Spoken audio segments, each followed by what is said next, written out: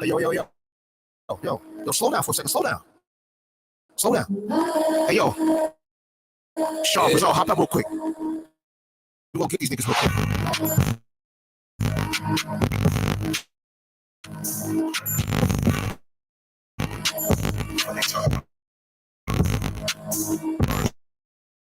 Just about a month ago, I was in a weird place, talking like about it, coming around niggas scared straight. I've been locked in, no distractions for a year straight. This shit heavy duty, keep it cool, on the air bricks. One West, I don't hear the one West versus these cats. We ain't playing shit, but on the internet, you see them, they ain't saying shit. Nigga, who was you playing with? Stepping out the murder van, nothing they see before. When you watch the other hand, battle scars I needed. Living by the law, keep it cool. I've been organizing, trying to tell. They ain't people jump. This is not a real what I look like. Turn my stretch, man, I'm too fast. They gon' say they know me, but they don't know the new me. I'm glorious, niggas Vicky with the cool drop. My rockets on the loose stick. This shit like Bruce Lee, never slip the blade under my pillow like it's loose stick. This is how I told you, I'm going what I'm supposed to. Yeah. You rockin', then I'm rockin', nigga, that's how soldiers.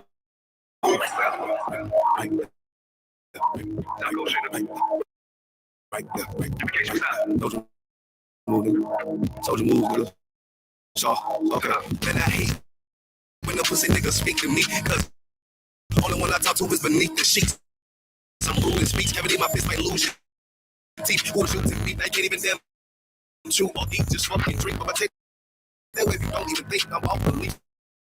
I'm humble but was still unleashed. I'm big. But shrink when you're running down righteous priest. I'm so unique, and all my women thick teeth like I be on my level.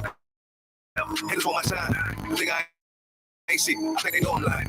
But really, I hate shit. I ain't enough problems. I need a whole buffet, cause I ain't going back. It's such a fool's game to think that you have to seek power.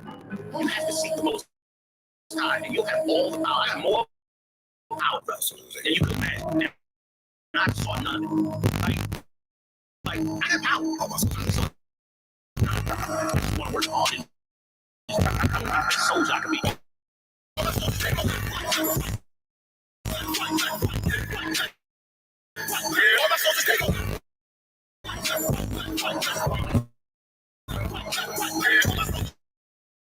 Yeah, yo, come on. Yo, the shot pull off. Yeah. And don't go backwards. Let's go. Hey, y'all already know how South Coast doing this shit. South Coast, you know what I mean? We doing it now. South Coast, however you want to talk about it, however you want to do it. One thing for sure, we ain't going backwards. We ain't going backwards.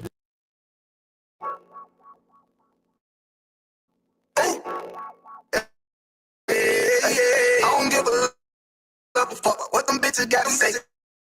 I'm a West nigga till they put me in the grave. I don't give a fuck what them niggas gotta say. I'm a West nigga till they put me in the grave. I don't care about what they say, about what they say. Hey. Oh, fuck with my hockey, fuck with my sister, then I got a problem, I'm never gonna miss you. I got a 100 hanging out the AR, I got a 50 hanging out the post. He say it's kinda hard to be realistic. I be on them corner posting with the realest. If it's the same, then we gon' fishing. I'm really no man, that's a God-given mission. I'm really on 10, but I'm strapped in the pistol. I get the order, be glad of this mission. Hebrew Academy graduate, niggas training, go through the battles and this. I'm up with the baddest of bitches. She righteous, she glad to be with me. And if they put me like that, I mean, niggas, you know I'm a boss, she gotta be listening. I ain't having this until I go to some scratches, bitch, and if you be a black man, you do the bad thing. I remember bad boy. I was really trapping, trying to get the rest. Said it go back, man. Now I'm trying to get straight, like, get up out my face. We still straight, can't hold us to every door. Oh, so rank, I told you, so you can take that to the bank. Focus. How many times must be wrong? I do one place, one military. Y'all with your ain't no open. It's just us niggas that's on that. All that weak shit that ain't no pet. Say you won't beat bitch with that. That ain't no sweat. We with all that. Call the nigga out the world. I was nothing and call back. Oh Lord, and everything that they stole from us. The shit we want all that. Niggas snitching in there. That's why we unaffiliated with them. They killing women in it, focus. That's why we unaffiliated with them. They tell lies, switching up the doctrine. That's why we unaffiliated with them. They ain't gon' ride until they die, so that's why we unaffiliated with them. I'm under command of General YAHANNA, we affiliated with them. They talking, they say they keep it to the 100, we affiliated with them. Yeah, the lies, switching up the doctrine. That's why we affiliated with them. They ain't gon' ride until they die, so that's why we unaffiliated with them. Yeah, unaffiliated with them. I cannot put around with them. Niggas, you ain't around with me, you better have to have to nigga. You told me, please. But the second, don't be a fool, be another thing. See you go, you just another thing. How you my you ain't in the way, you ain't the other, get down in the trenches. We with them niggas locked up in the prison. In the Spanish, like American, and we in the tough shit. But we living in it, we everywhere, you can't see me, we be put to the prison. Now with the streets, we gon' screw, yeah, we can't see the nigga tripping, they mind blown. Swear, man, forgive me if I'm wrong, I don't get it pause. When niggas say that they look up for me, to slide on. The slide that I know about it, when I send one. The slide for real, I get all the heat. This song, see me and my niggas gon' die for real. The bigger the better for kingdom of heaven, you niggas get better. My niggas, I'm better, my UPK, my niggas won't let. Got choppers, got knives, AKs, but rather she say you don't like me. You say you won't pipe with me and my nigga like bitch, what? If you say you don't like me, you say you won't pipe with me and my nigga like a nigga snitching in the head. Like this, that's why we unaffiliated with them. Killing women in the focus, that's why we unaffiliated with them. They tell lies, switching up the action, that's why we unaffiliated with them. They ain't gon' ride until they die, so that's why we unaffiliated with them. I'm under command of General YAHANNA, we unaffiliated with them. They talking, they say they keep it to the 100, we unaffiliated with them. They tell lies, switching up the action, that's why we unaffiliated with them. They ain't gon' ride until they die, so that's why we unaffiliated with them. They always like it. Why y'all with such and such? Why y'all won't come together with such and such? I be like, we unaffiliated with them. Understand me like, niggas be out here on some weirdo shit. And to be honest, that's why we unaffiliated with them. Hey, that's why we unaffiliated with them, yeah.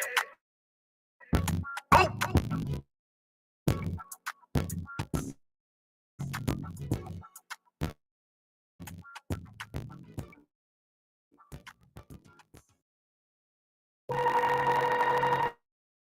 Yeah. Okay, I've been in my Bible league. You understand me? Like, she crazy. World said fuck us, so we said fuck the world. You know the world said fuck us, so we said fuck the world. Yeah, the world said fuck us, so we said fuck the world. Fuck the world. The world don't love us, no, so we said fuck the world. Look, I know you can't hold down, but hold down. I know them lights ain't on, but hold on. Look, even if you feel you got nothing to hold on, I got a message that I say hold on to insanity. I know you in a position that you ain't planned to be. With our lives, we're not addicted to gambling. You feel the pressure, the thoughts in your head scrambling. You feel the storm getting closer. You feel like giving up before you even starting this over. You feeling like fuck it, you going through too much to be sober. Life is passing you by as you do this over and over, over and over, over and over, over and over. Trying to make a change. Now, instead of that, you fall a victim to the same. Now, you're starting to find out that life is not a game. Now, back against the wall, couldn't run as a poor man screamed to the top. But his Lord said, fuck us. So he said, fuck the world. The world said, fuck us. So he said, fuck the world. The world said, fuck us. So he said, fuck the world. The world don't love us. So we said, fuck the world. Look, cover your eyes. Don't want to see the blood on the leaves. Bodies of eyes innocently hanging from trees. Floating the screens, blood in the water, blood on the altar. Still don't believe justice is coming heavenly. Father did not Christ say vengeance is mine. Don't even bother. When he returns, it's gonna be slaughter. Ooh, I know you don't want to face it. But what's real love sound like hatred. And you gotta be fucking crazy. And you think they gonna get away with killing all them babies, feeding them the alligators, all the women that was raped the transit. Atlantic slave trade made us build a nation that we can't partake in school to prison, pipeline massacres. All the lives that's been taken, hated the love. You only talk about forgiveness because we never get justice, I think you really reluctant. I remember hearing a hood nigga say all the shit he would have done if he was living during slavery. Look what's going on today, and you ain't doing a damn thing but putting shame on your ancestors' name. But who's to blame? All these drugs, pills, weed, beans, lean, cocaine. I get the feeling that we living in a big dope game. Fuck us. So we said fuck the world. The world said fuck us. So we said fuck the world. The world said fuck us. So we said fuck the world. The world don't love us. So we said fuck the world.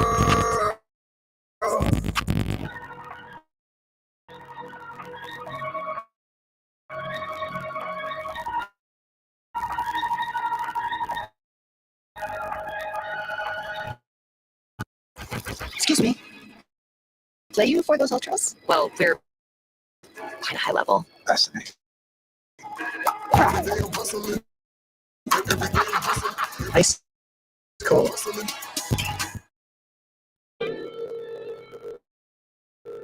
not magic, but it's magic.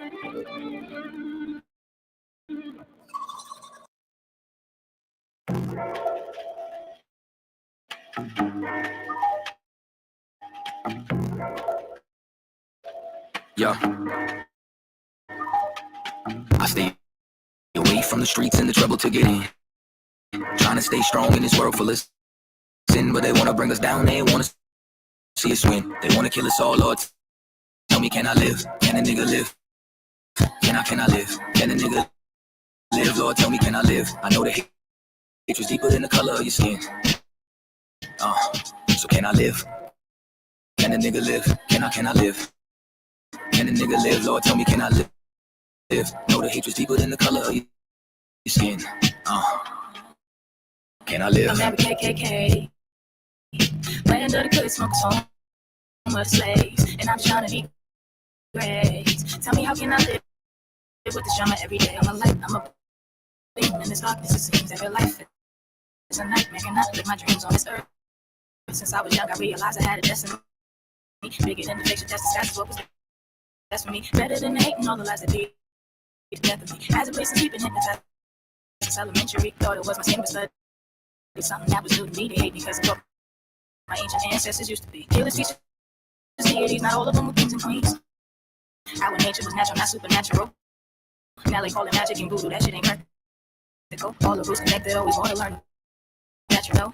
Don't let the shit go over your head. Same snakes up in the garden, but the skin just shed. They'll always try to convince you that it's all in your head. Just know you gotta do better before you hit your bed. I stay away from the streets and the trouble to get in. Trying to stay strong in this world full of sin. But they wanna bring us down, they don't wanna see us win. Trying to kill us all, Lord, tell me, can I live? Can a nigga live? Tell me, can I live? Can a nigga live? Lord, tell me, can I live? I know they hate you, Steve, but in the color of our skin. Can I live? Can a nigga live? Lord, tell me, can I live? Can a nigga live? Tell me, can I live? I know they hate you, Steve, but in the color of our skin. Yeah. Can I live? Say my rhymes cause too much excitement, riding incitement shit, well there's no indictments. My kinfolk get murdered by white men. Dark skin, light skin, divided and blinded. So we beef with each other, our brothers, rather than fight them. Fuck all that silence, it's time to get shit ignited. I ain't my way, no nigga. I ain't taking shit from no tars. It ain't no motherfucking nation. Got freedom from marching, begging for pardon. Niggas ain't signing no pardons, they pay back. You crackers got red in your margins, why? They broke every treaty, slaughtered the buffalo, and then they set fire to TITHES. They called their face the mountains, but we go to jail for graffiti. We fought for this country, they gave us it for the lit. It's a scheme, we been getting robbed. They later ones who stay behind bars, they take all our money, but they want to give us no jobs. Was it supposed to make it? But we stay defying the odds. It's like we really only living off the grace of our God. Can I live without getting harassed by the sergeant? Can I live without getting slammed in my car? Can I live long enough to raise my kids? Can I live long enough to see justice? Yo, can I live without getting harassed by the sergeant? Can I live without getting slammed in my car? Can I live long enough to raise my kids? Can I live long enough to see justice? I stay away from the streets and the trouble to get in. Trying to stay strong in this world full of sin, but they want to bring us down there. wanna see us swim. They wanna kill us all. Lord, tell me, can I live? Can a nigga live? Can I live? Can a nigga live? Lord, tell me, can I live? I know that hatred's deeper than the color of your skin. So can I live? Can a nigga live? Can I live? Can a nigga live? Lord, tell me, can I live? Know that hatred's deeper than the color of your skin. Can I live? Let's clap it up. Let's clap it up for Yahweh Shakmashaku in the court Christ. Let's clap it up for Commander General YAHANNA, all the generals, all the captains, all the officers, all the troopers, the sisters, and the young men. With the ISUPK coming out of 1 West Harlem, New York, 125th Street under Commander General YAHANNA. This is 1969. It's like we've been bringing out the truth that so-called blacks, Hispanics, and Native Indians are the true children of the Bible. I'm a precinct officer at Yahshala, holding scripture breakdown class for precinct officer 5,000 Kuoga Ball. I'm gonna give people a moment or two to get it, check in, get in the chat and everything.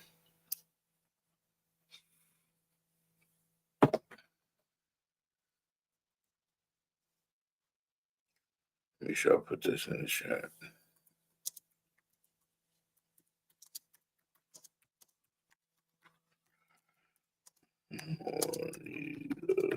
Scripture broken down. Type it in the chat.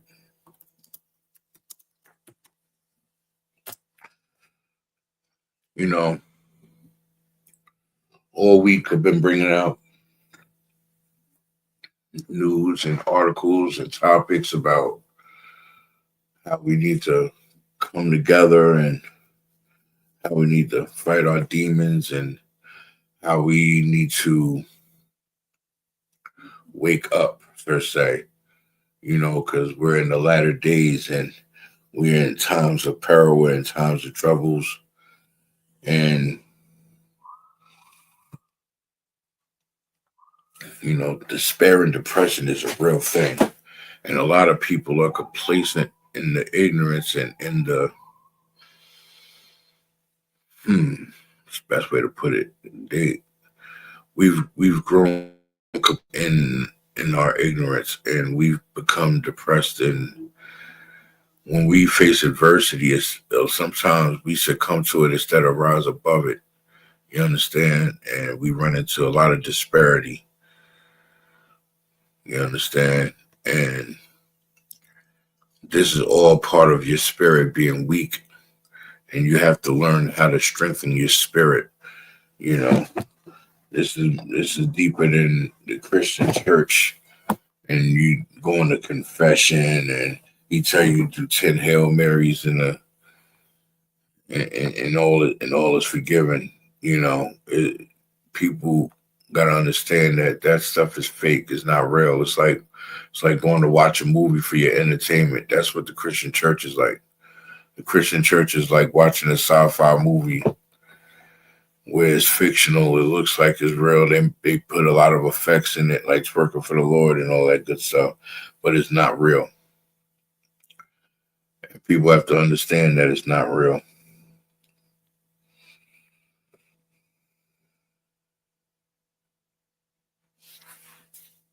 It's like it.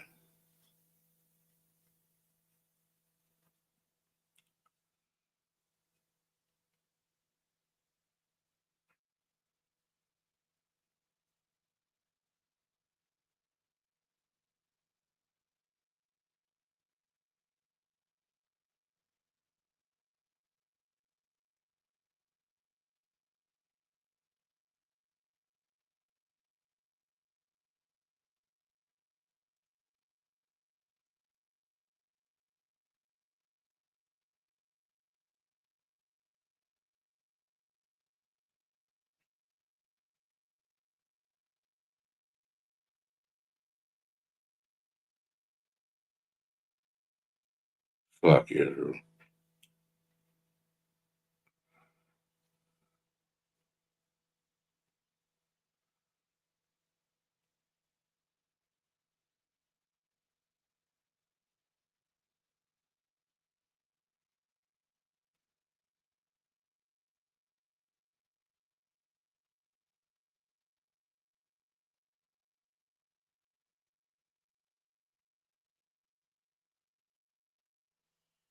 You know, sometimes we let demons take over us over the dumbest things, Israel. As a matter of fact, you know, we as blacks, Hispanics, and Native Indians, we're very powerful people, but we're so easily fooled, we're so easily tricked, we're so easily convinced of stuff when actual things is like in our face that we should believe in and should follow, we don't. That's how foolish we are.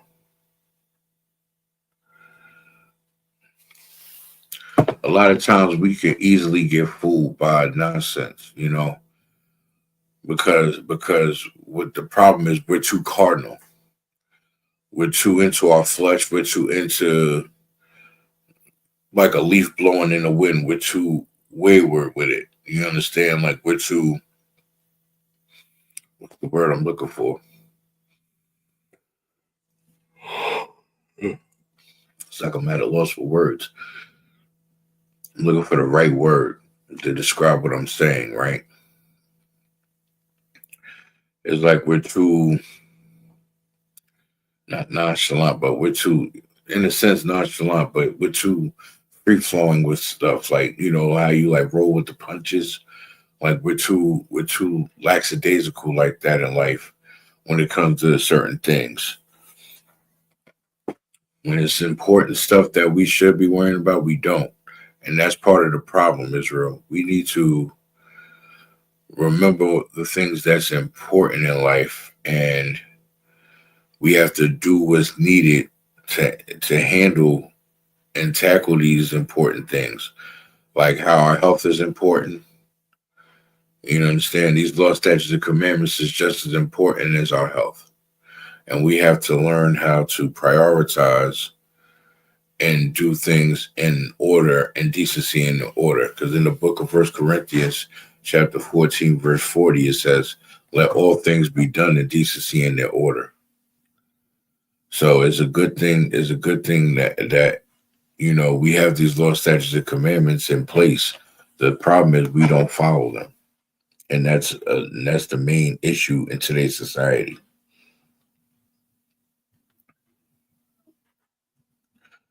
And referring to like disparity and depression and things, like everything that you could think of, you'd be surprised, is in the scriptures. If we go to the book of 1 Peter chapter 5, verse 7, it says, casting all your care upon him, for he careth for you, meaning let your worries and your cares lay upon the Lord. You understand? Let the Lord care about these things for you. Because if you care about the wrong stuff, your spirit is not going to be in line with the Lord's statutes and commandments. And you're going to forget to keep the Lord's statutes and commandments. And you'll fall short and you'll end up sinning. But if you cast your cares upon him, he will care for you.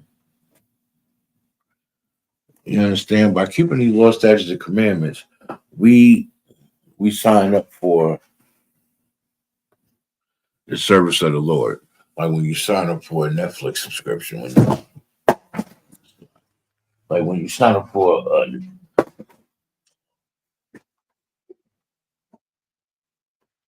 it's like when you sign up for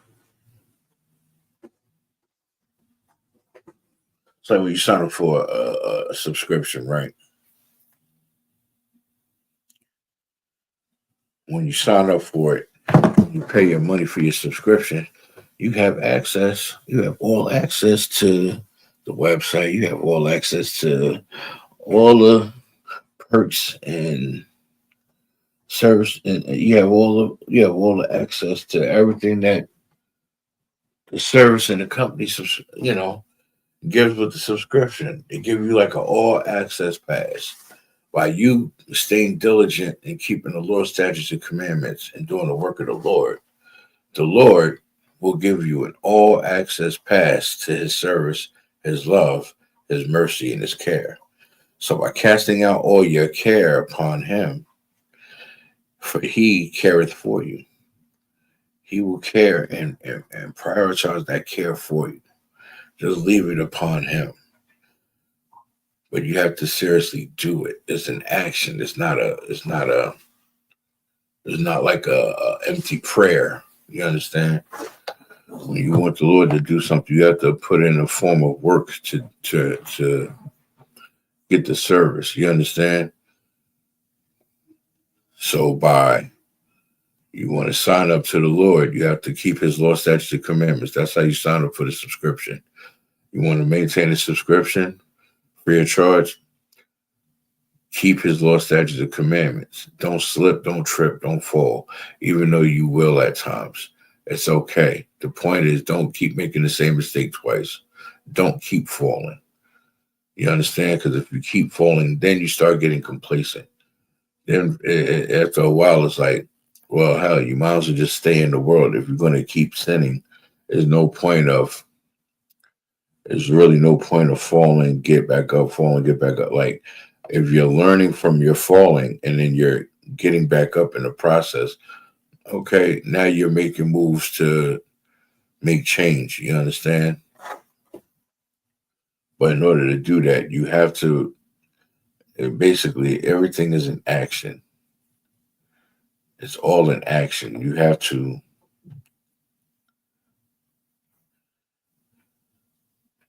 select it. Everything we do in life is an action. If you love, is an action. If you hate, is an action. So in order to get the service of the Lord, you have to keep his law, statutes, and commandments. If you want to get the love and the mercy of the Lord, like if you want him to forgive you for being a wicked, disgusting bastard in the world, and you're really trying to shed yourself of the old you and become the new, better you, then lay your cares upon him. That's all you have to do. Like it says in this book of Salakia.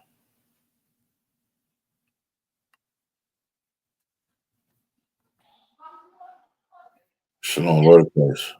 Yeah, shalom, Lord Christ, sir. Like it says in the book of 1 Peter chapter 5, verse 7, casting all your care upon him, for he careth for you. What I'm talking about is, like, we've been bringing out all different things and topics this week, but what we need to start touching on is the stuff that people in the world don't like talking about. Like when Cap did that lecture on molestation and things of that nature and pedophilia, we also need to talk about things like disparity and depression, because a lot of us Blacks, Hispanics, and Indians suffer from it, from being oppressed in the conditions that we live in. And that's why I was bringing out the book 1 Peter chapter 5, verse 7, where it says, casting all your cares upon him, for he careth for you. But in order for you to be able to lay your cares upon the Lord, you have to keep his law, statutes, and commandments. And I broke it down real simple for the people in the world. Like, doing his law, statutes, and commandments is not grievous. It's like when you sign up for a Netflix subscription. You want to sign up for the Lord's protection and the service of the Lord, just keep his law, statutes, and commandments. You want to maintain your subscription, just keep his law, statutes, and commandments. It's absolutely free of charge. All it takes is your obedience and time, and you will continue to have the service of the Lord. Because how can we, as Blacks, Hispanics, and Native Indians, how can we ask the Lord to forgive us when we're being wicked, disgusting pieces of garbage in the world, if we're not willing to forgive somebody? You understand? If we're not willing to forgive our child molester, if we're not willing to forgive someone that killed somebody close to me, if we're not willing to forgive, a family member that wronged you, like, who are we to ask the Lord for forgiveness if we're not willing to forgive ourselves? You understand? And that's basically the gist of the class. Let's see. You got anything to add before I get to the next precept? What's the topic, sir? A scripture breakdown. You have a topic. Yeah, disparity and depression.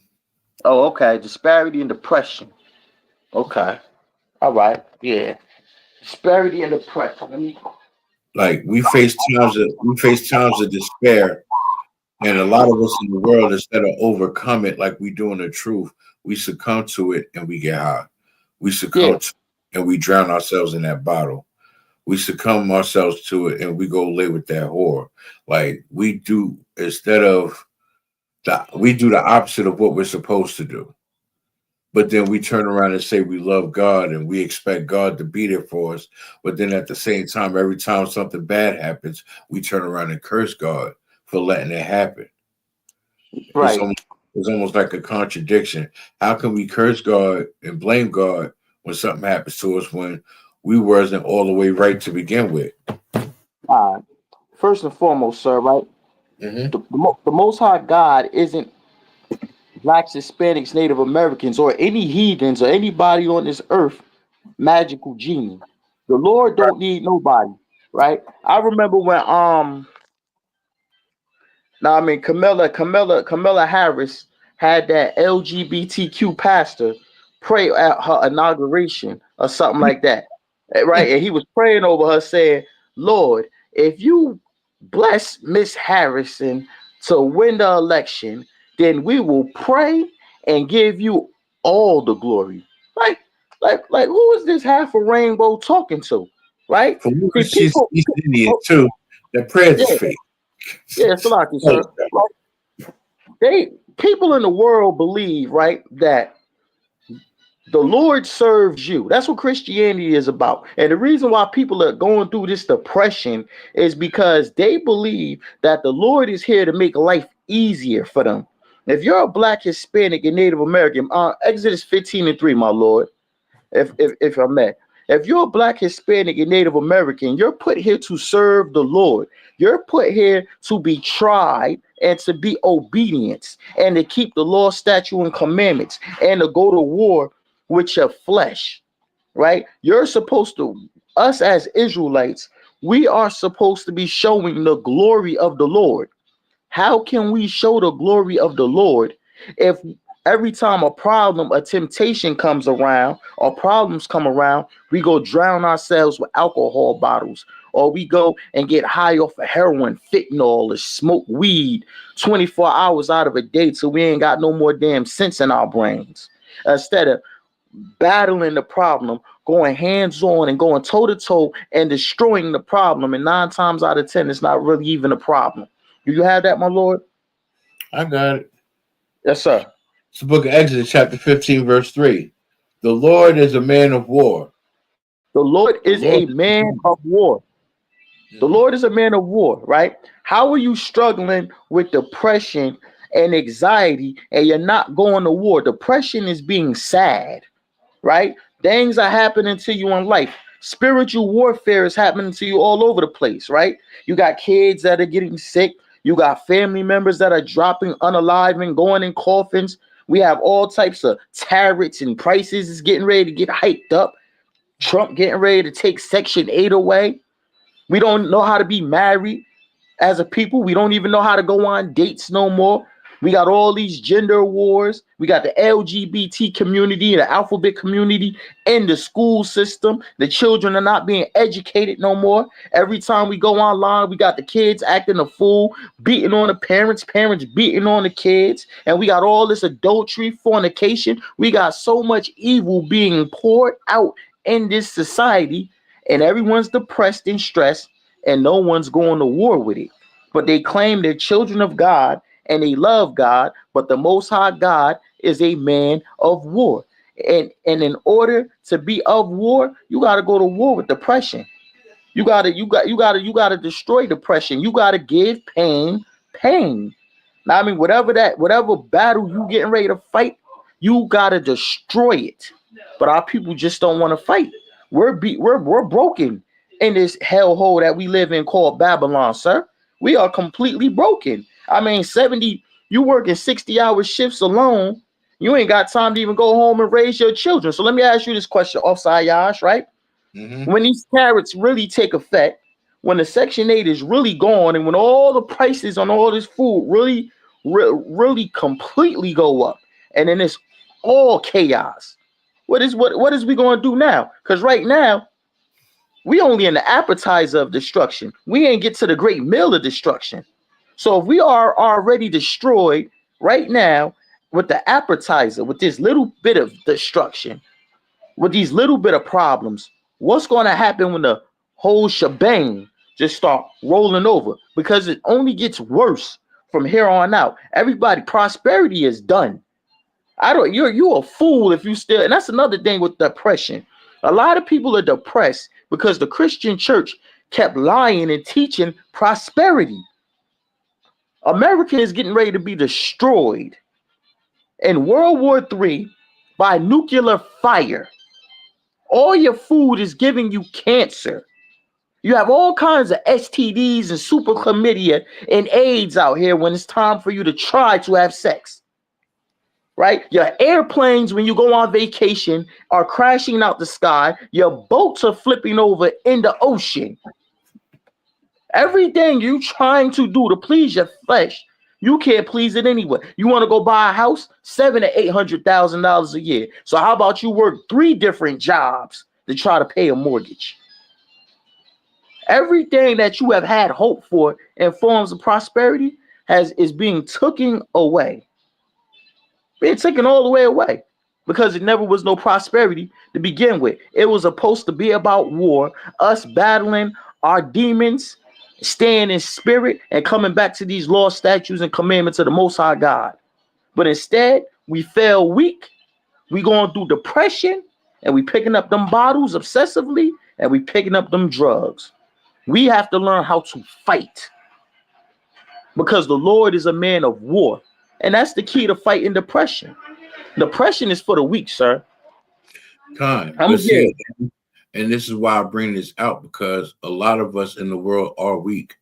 You understand what I'm saying? Like, we're so cardinal that we don't realize how much of a weakened state we're in from being oppressed, from being beat down for so long, from coming from broken homes and single parent households. And we don't understand how that broke us down piece by piece growing up.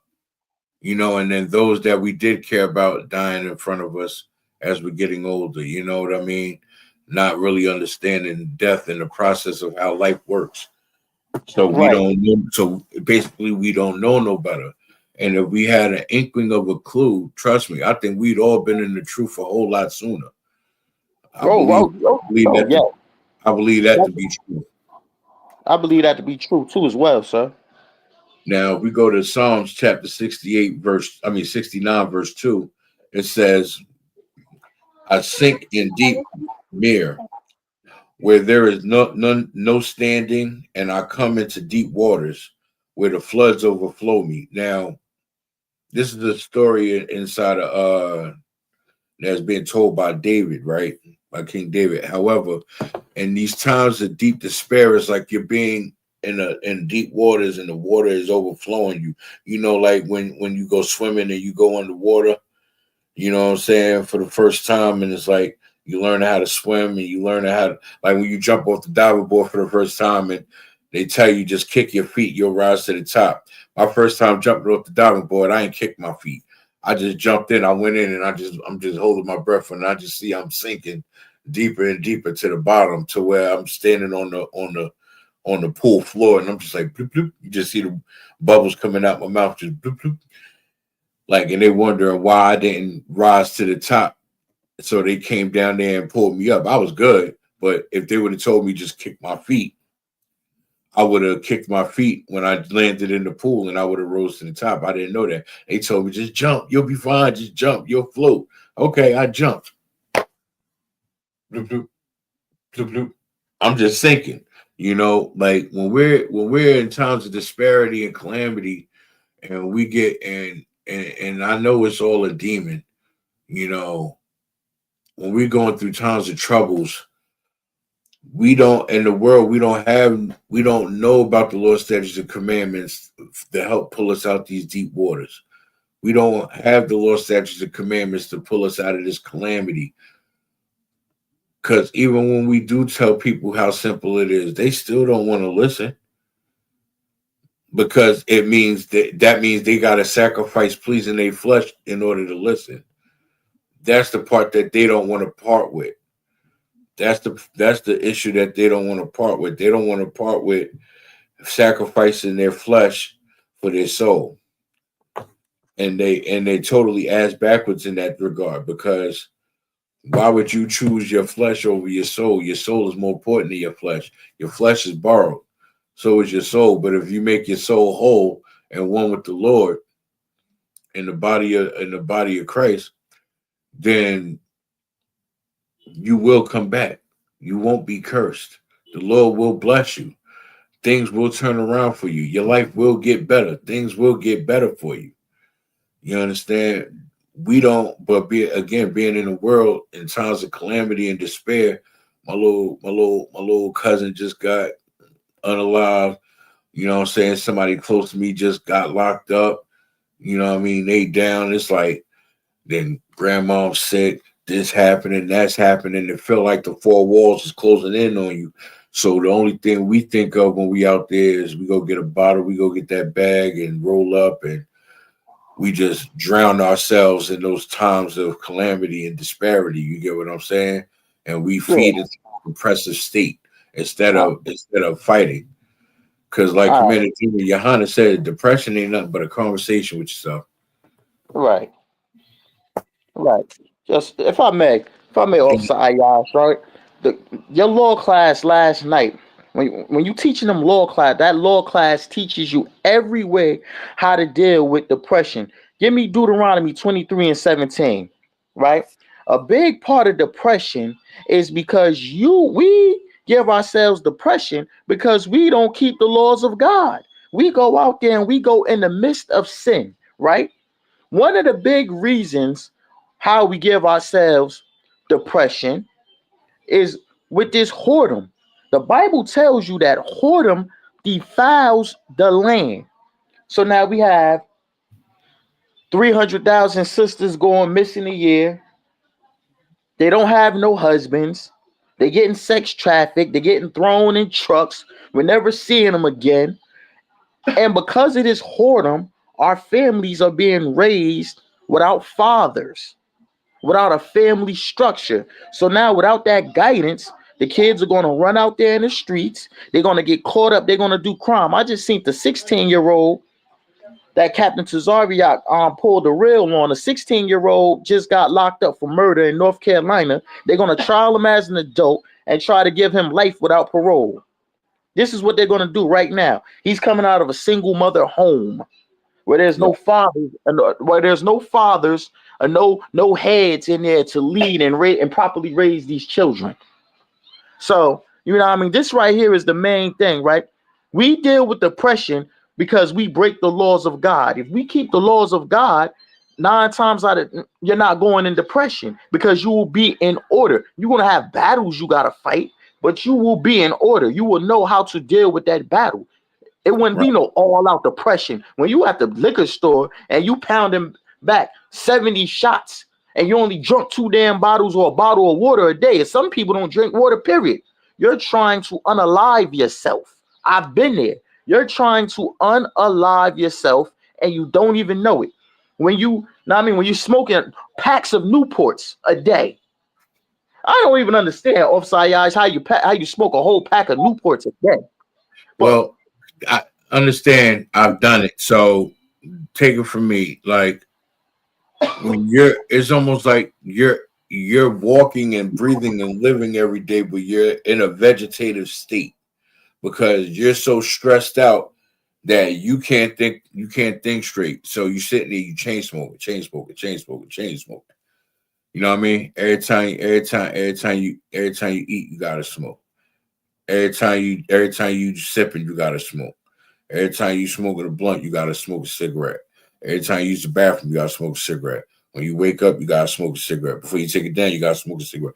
You train your brain so much to smoke, which is why it behooves me why we can't train ourselves to learn and keep these laws, statutes, and commandments like we taught and trained ourselves to smoke continuously, nonstop, round the clock.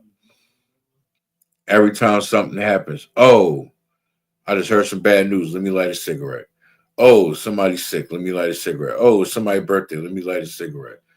Like it's so bad to the point where we lose ourselves.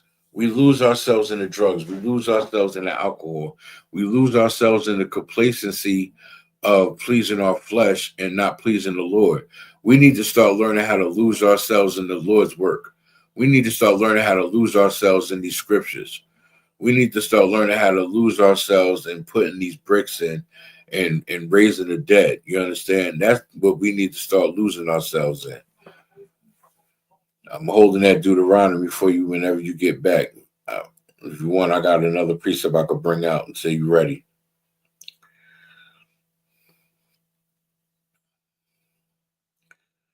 Yeah, bring it out for me, sir. All right, no sweat. Yeah. It's the book of Deuteronomy, chapter 23, verse 17. There shall be no whore of the daughters of Israel. Stop right there, my Lord.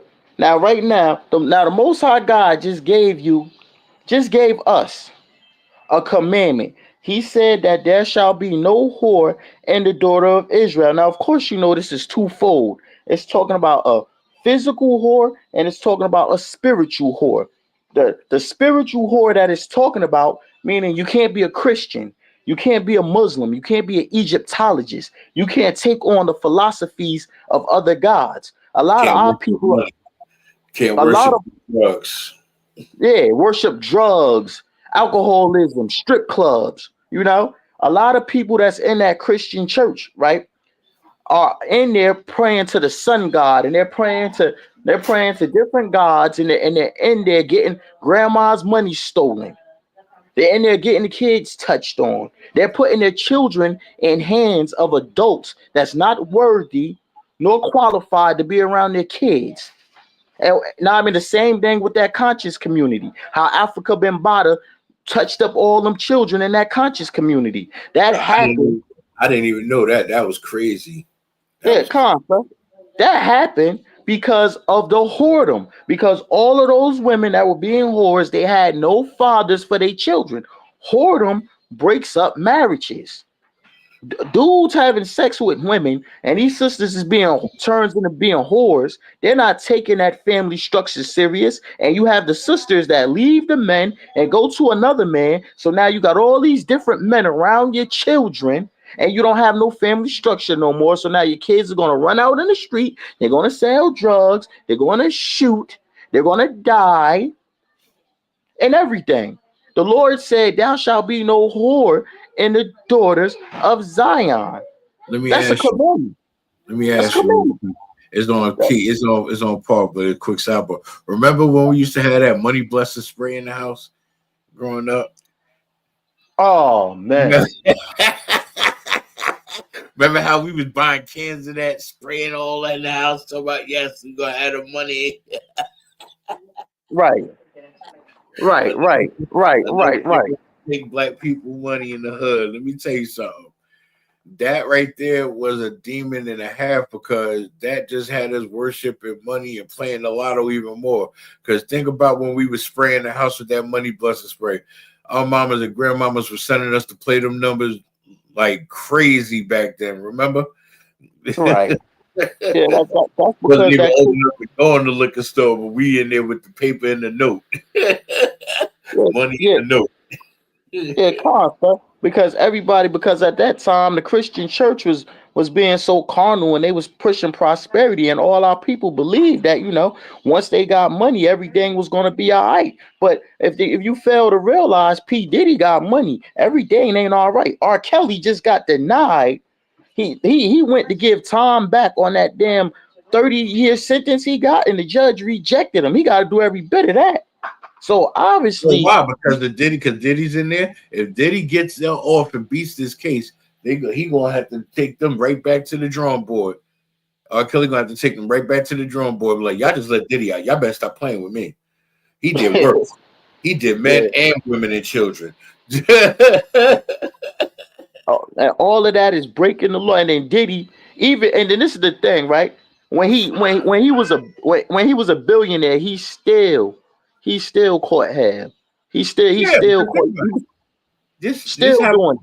This is how a lot of those rappers was being rich, and they wasn't even taking off their music. Diddy was like, "Hey, come to my party, come hang out with me," and then he'll tell them, "I'll give you 50 million. We get that."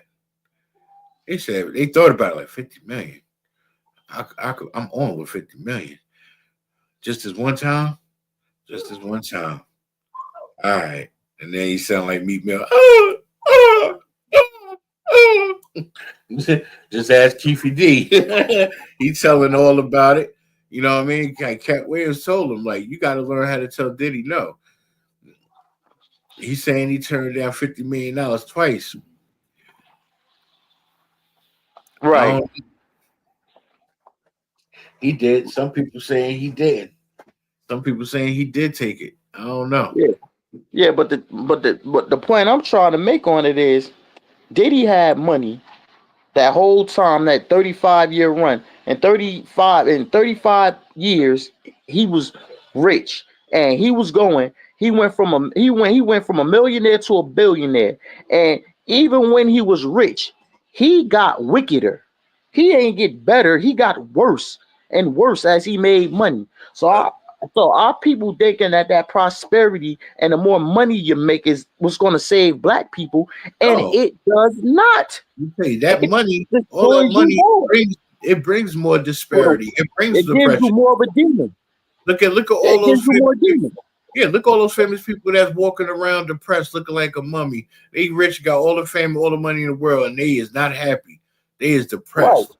They is in full disparity and despair. Like they look at Amy Winehouse.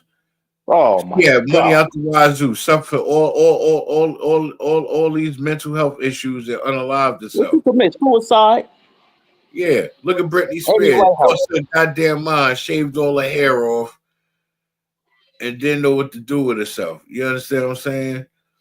Like people, money. Salaki, Yash, do you have the statistics of rich people committing suicide?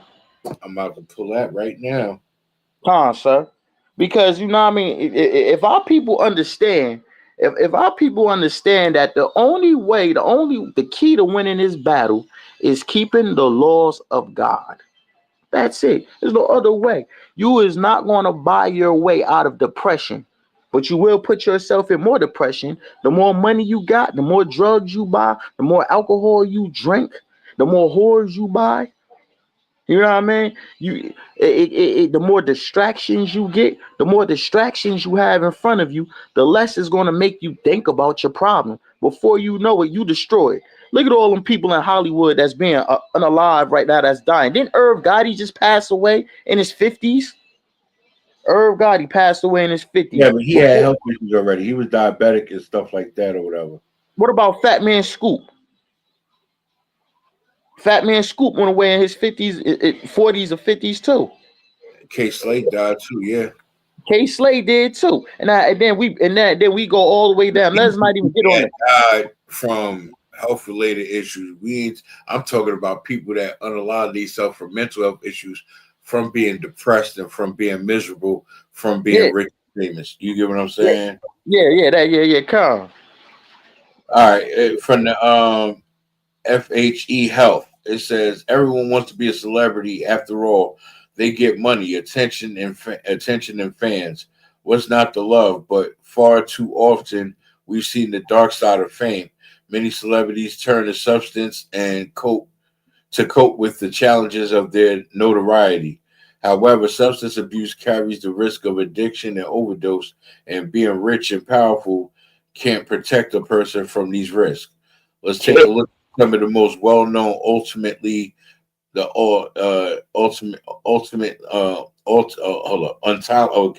It says, let's take a look at some of the most well-known untimely celebrity overdoses.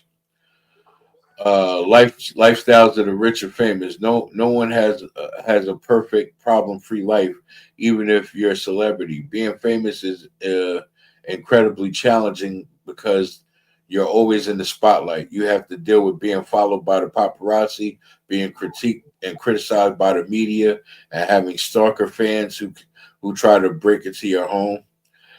And then there are the drugs. it is not uncommon to hear media reports about celebrities on drugs.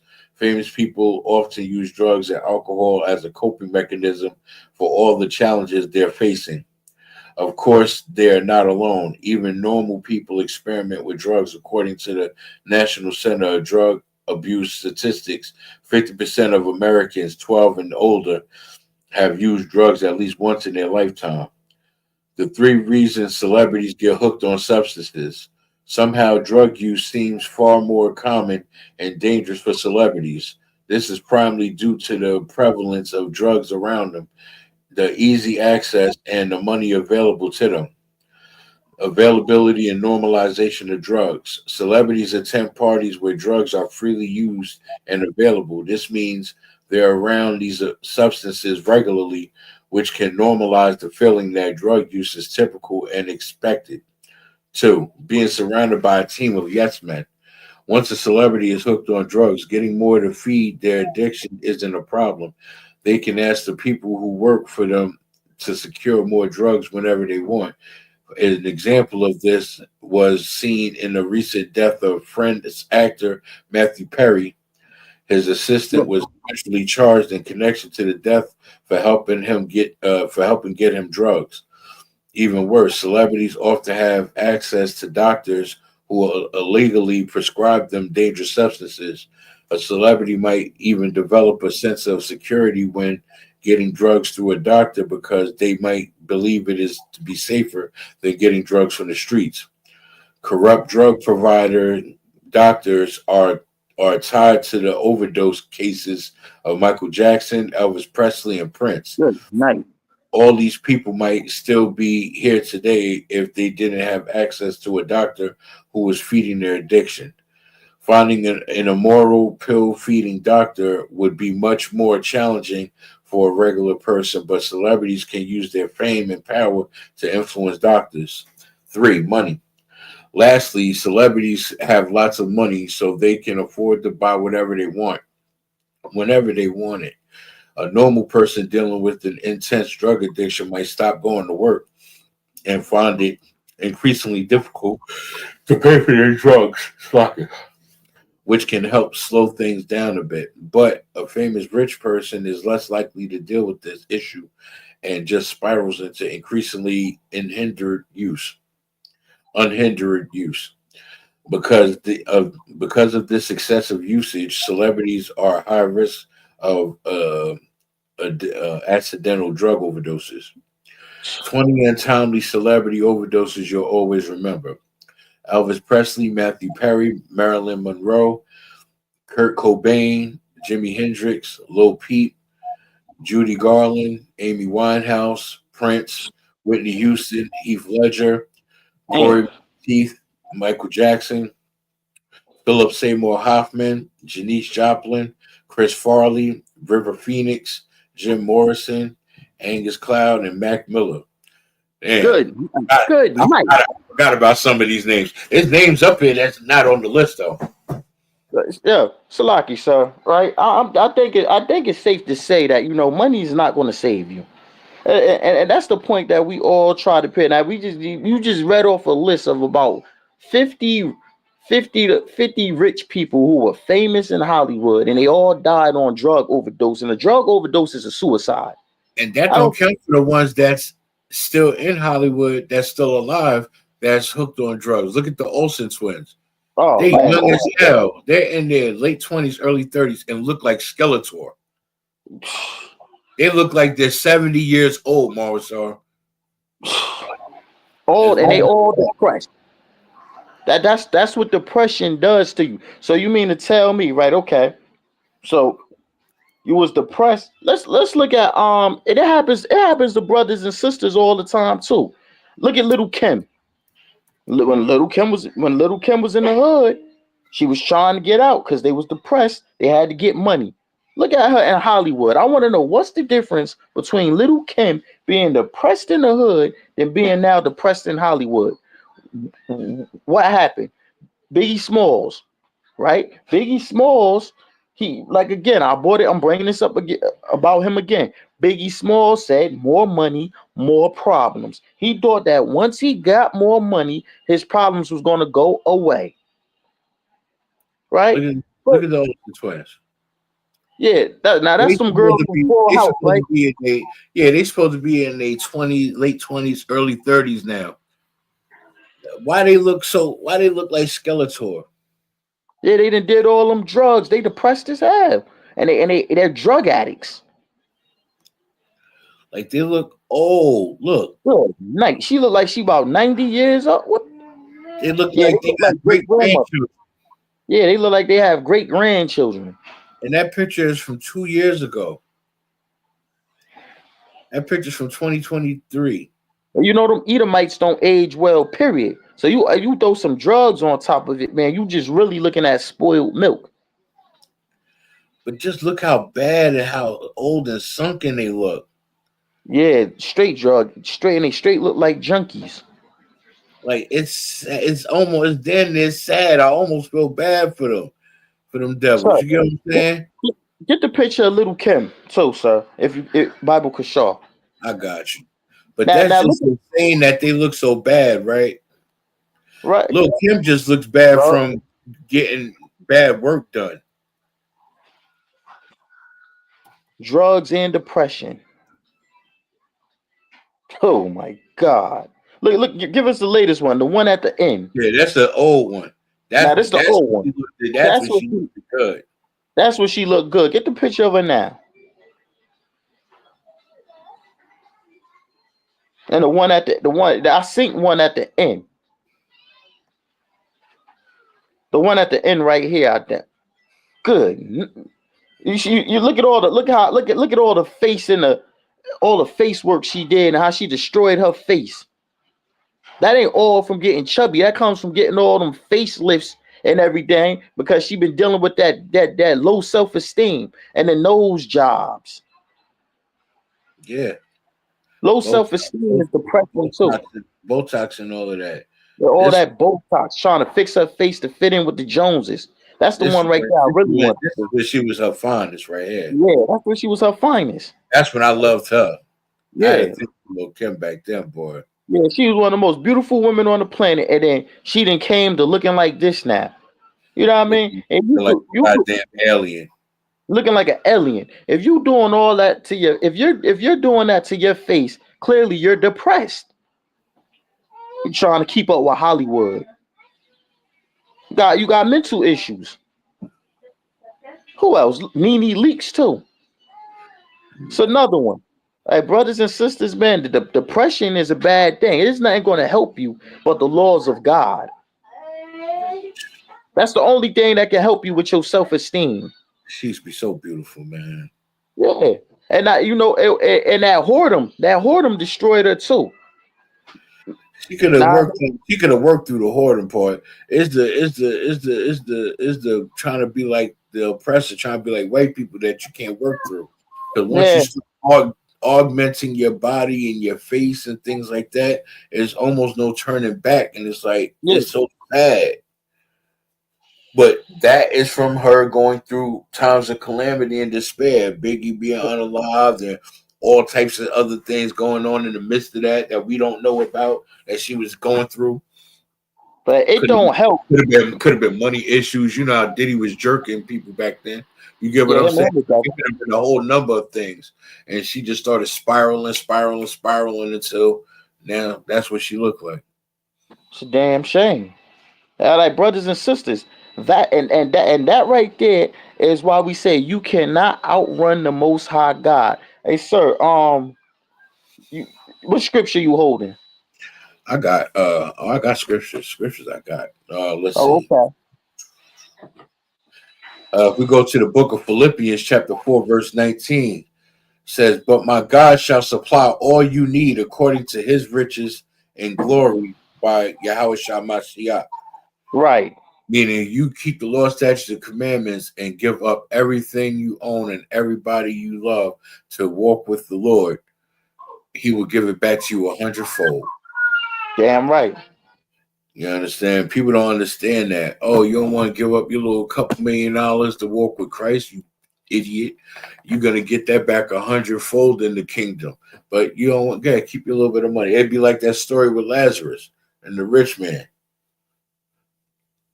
You know what I mean? The rich man walked up to Christ and was like, I want to walk with you.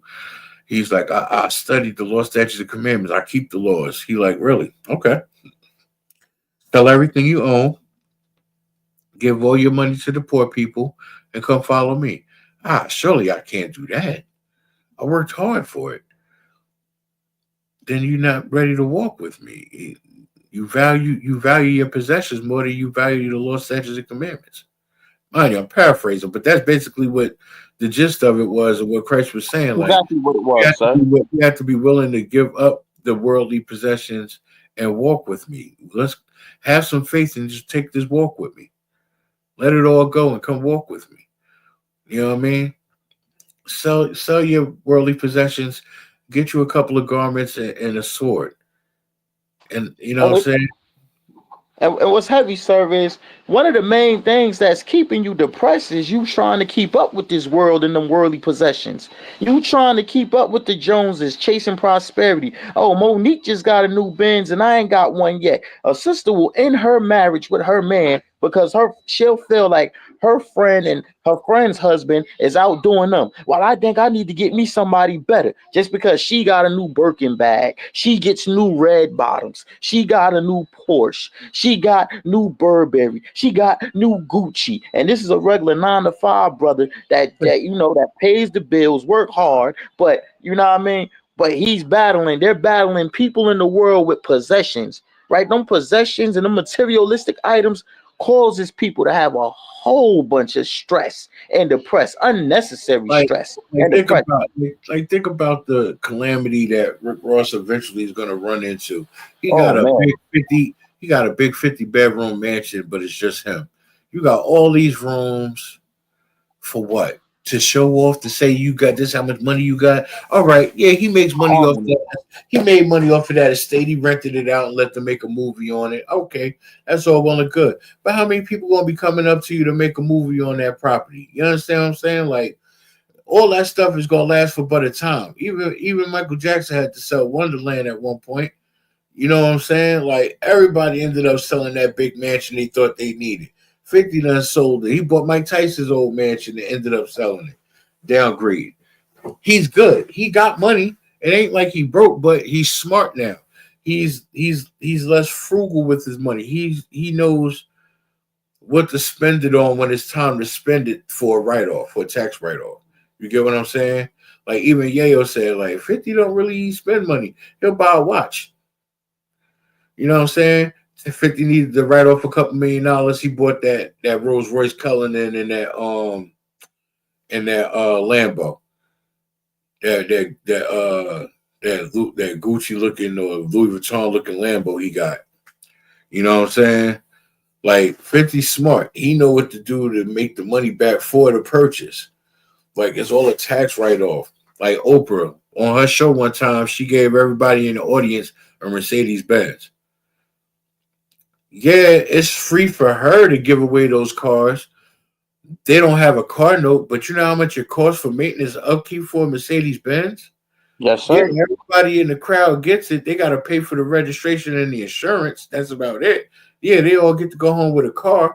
But what the genius behind it was, it made Oprah look like a real loving, caring, and giving person when all that was a tax write-off for her and her network. She got that as a tax write-off, and she gets all that money back because of the tax bracket that she's in. That's the sad part about how black people profit off of their own people. Like, it's genius, though. Don't get me wrong, it's genius. But see, me personally, what I do is if I had a show, I would have my show predominantly white people on the show, and I would give stuff away to the white people. Yes, here, take it. I get my money back later. You know what I'm saying? And y'all gonna be stuck with those payments. I give them stuff. It won't be paid off. It won't be paid for. They still got to pay for it. I'm like, oh, y'all get Lambos. Guys, stunt. That's their problem. But Yeah, again, but she turns around and gives it to our people, and everyone will think that she's the best woman on the planet because you know a gift destroyeth the heart, like what the scriptures say.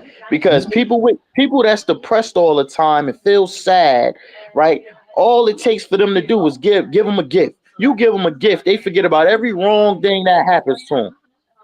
Now, I mean, when Donald Trump started giving out them stimulus checks, now I mean the pair or the oppressors start giving out them stimulus checks, boy, man, all that thinking he was racist nonsense went right out the window. damn right. I'm You a know, good looking cracker. I'm gonna go bust this check down right quick. I got moves to make. You know what I'm saying? Now he was wrong with those PPP loans. I ain't gonna hold you. But the perfect scripture to break that down is 2 Corinthians chapter 4, verse 8. let's get it. We are troubled on every side, yet not distressed. We are perplexed, but not in despair, meaning we as Black, Hispanics, Native Indians in the ISUPK, we're troubled, but we're not distressed. We're perplexed, but we're not in despair because we know what we know. You know what I mean? We're in the truth. We have the laws, statutes, and commandments, and we have the protection in the service of the Lord. And as long as we remain in this truth, we will continue to have the service of the Lord. So there's no need for us to have moments of despair or be distressed, even though it's difficult because we're still Blacks, Hispanics, and Native Indians, and still have to live in today's society. The numbers on the groceries is about to go up soon, but welfare talking about giving us some more on the stamps because the numbers is about to go up. You know what I'm saying? So I guess that evens out. But at the same time, it's like y'all going up on the numbers. Y'all selling plastic eggs. Y'all selling fake vegetables. Y'all selling poison fruit, and everything else is fattening and not good for us. So what the hell is y'all really doing? You know what I mean? You selling cases of contaminated water for $8-9 a case, and not even for the 40 count, for the 24 count of Poland Spring. Like, what are y'all really doing? If y'all call yourself going up on the price for everything, you know what I'm saying? Y'all like, I brought something out in a class where the dude showed the scam about breakfast being the most important meal of the day. We wasn't even eating breakfast. We was eating lunch and dinner. We was eating 2 meals a day. That Right. whole breakfast thing was a scam because they had products to be sold and it wasn't selling enough. So they convinced the doctors to tell people that breakfast is the most important meal of the day. They convinced dentists to tell you that breakfast is the most important meal of the day. And they paid these doctors to sell us that pipe dream so Now they I'm could glad. sell products. That's a lot, yes, sir. I'm glad you brought that out too. You know why? Because another thing that's causing this heavy depression, besides materialistic things, is being lied to all the goddamn time. Like what you just brought out, right? They come and they tell you breakfast is the most important meal of the day, and that we're starting to find out that it's a scam. Every single day, we find out that all these the healthcare workers and doctors and all these politicians, we find out a different lie that they've told people every day. We find out about the lies the church tell you every single day. Every single day something different. If you're getting lied to all the time, it's going to give you mental illness. It's going to make you it's going to make you go insane because you don't know what to believe. Yeah. Salakia. Nah, you're right, Marshall. And it's crazy because we're entering the time of famine. So now how conveniently all the numbers for groceries is going up. You know, Costco's, BJ, Sam's Club, and Walmart, they're about to stop selling so-called black items, black and Hispanic items, like stuff that's made for black and Hispanic people. They're about to stop selling those items. They're just going back to white people items in the store. So it's going to be difficult to find the stuff that we need, that we use, that's for us, that works for us, whether if it's skincare products, healthcare products, down to hygiene products, stationary items, stuff that only we would use because it works for us. You get what I'm saying? They're about to stop selling that stuff. And a lot of people online is feeling some type of way about it. Even still, something as small as that can cause disparity and depression. It seems like almost like life is the depressing thing. You know what I mean? It's like they want to drive us to extinction. And they're doing it in so many ways. They unaliving us in the streets. They causing us to unalive one another. They giving us fake food and fake organic stuff and plastic eggs and things of that nature. Like it's like nothing is safe. There's nothing, sir. Salakia, sir. Did I send you that clip about the organic stuff that was making people throw up worms? That they would... I gotta check on the WhatsApp, but I had something I brought out. If you seen the little short I put out, it showed people injecting stuff into the produce. Yeah, I seen that, sir. Salakia. I seen that. And we don't know if it's these ingredients. We don't know if it's these ingredients they putting into this food, but I know that they've been putting, like you brought it out. We did a story of how they was putting birth control. What was that? Birth control into the water? In the tap water. Birth control and lead in tap water. Yeah, you getting, so you are, first of all, you are already beaten down in the sand. You're beaten down in the rocks from all these oppression, for all the oppression for 400 years. Now they're putting birth control pills in your tap water, poisoning your organic food. Here it is, sisters. Like I'm gonna drive. Yeah, I'm gonna drive. I'm gonna take a drive, and I'm gonna drive out to Summit, New Jersey somewhere. Then they drive out to Summit, New Jersey, and go to Trader Joe's in Summit, New Jersey. Like, yeah, I'm gonna go out here where the rich people go, and I'm gonna get some organic food. Come to find out, that food got you throwing up worms. I got the clip somewhere where you see the short I put out about the listeria outbreak. You see the worms inside the dude's lip. All the worms inside the dude's lip. Yo. Yeah. I don't know how you do it. So, sir, so these are basically the plagues that's really got people that's really going to have people unaliving themselves with depression, because the Lord is sending these plagues, right? If you depressed right now about prosperity is done. That was an appetizer. You should have been over prosperity. If you still living in prosperity, you on a one-way trip to suicide. You're going to commit suicide. Prosperity is done. You better come back into the real world. You're a fool. You ain't seen nothing yet. Imagine you bought a house. You talking about you're depressed because you can't get a new Benz every year, or you're depressed because you can't get the red bottoms, or you can't get a man that pay all the bills. What about that black community out in California during the world fire? A historical black neighborhood during the wildfires out in California that was built by our people was burnt to crisp. People that have owned their houses for over 60 years, everything they worked for, everything they worked hard for, overcoming racism, overcoming gentrification when they was trying to run them out the damn neighborhood, and high taxes. You know, them California taxes is the highest in America. Just to see everything you love burnt down.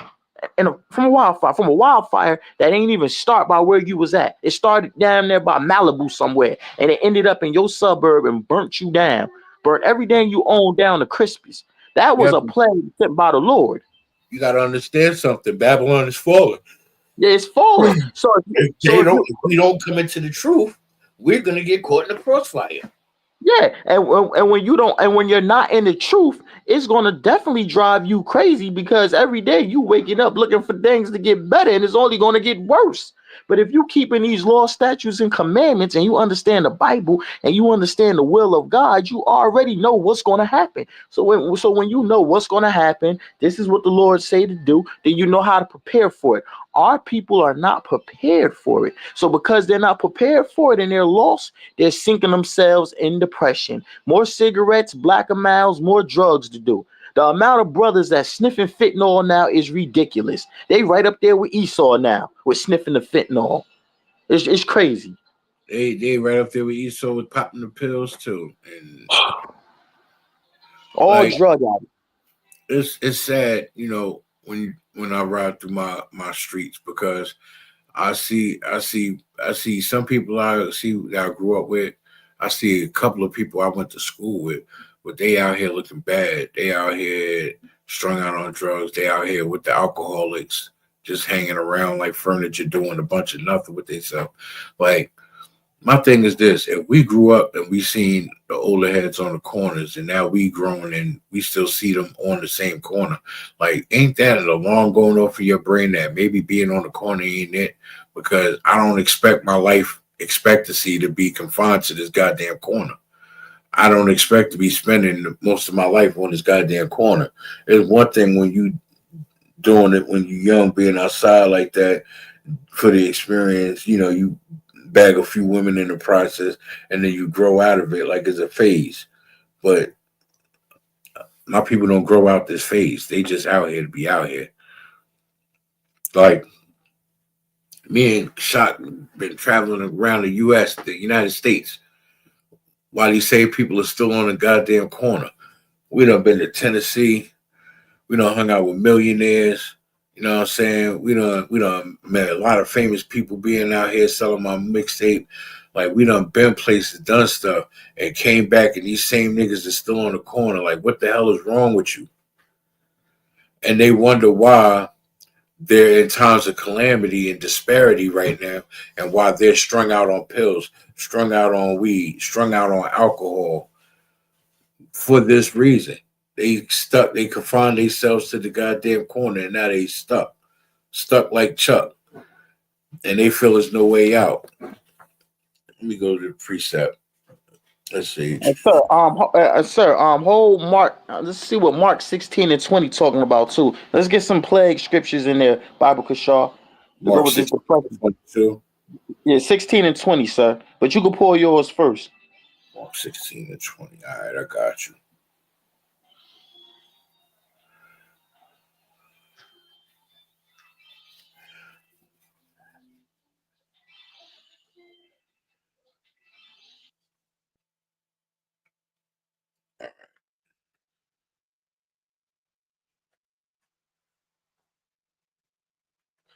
Go to the book of Romans, chapter 15, verse 13.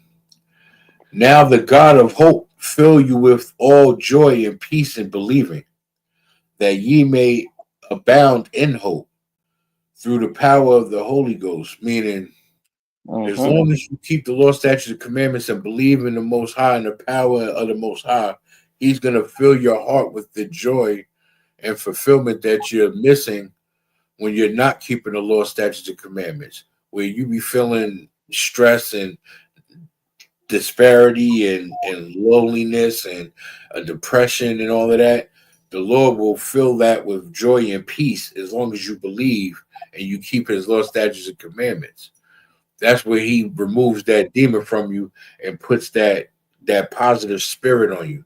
That's what He needs through the Holy Ghost, right? He puts the spirit of His Son, Yahawashi Mashiach, who we ignorantly call Christ, in you. And that's where you start feeling good about yourself, because now you're doing the work of the Lord again, and you're feeling good about the work you're doing. You understand? We have to start getting even more rooted in these scriptures. It's like, this is all I think about. I know I got other stuff going on in life, and I know I got bills and stuff I got to take care of, but I'm thinking about this more. Damn right. Well, I'm wanting to do this more. See, sir, if I may, right? If you what else do you have to live for when you see Babylon is falling and you see all these plagues coming? You know, the COVID-19.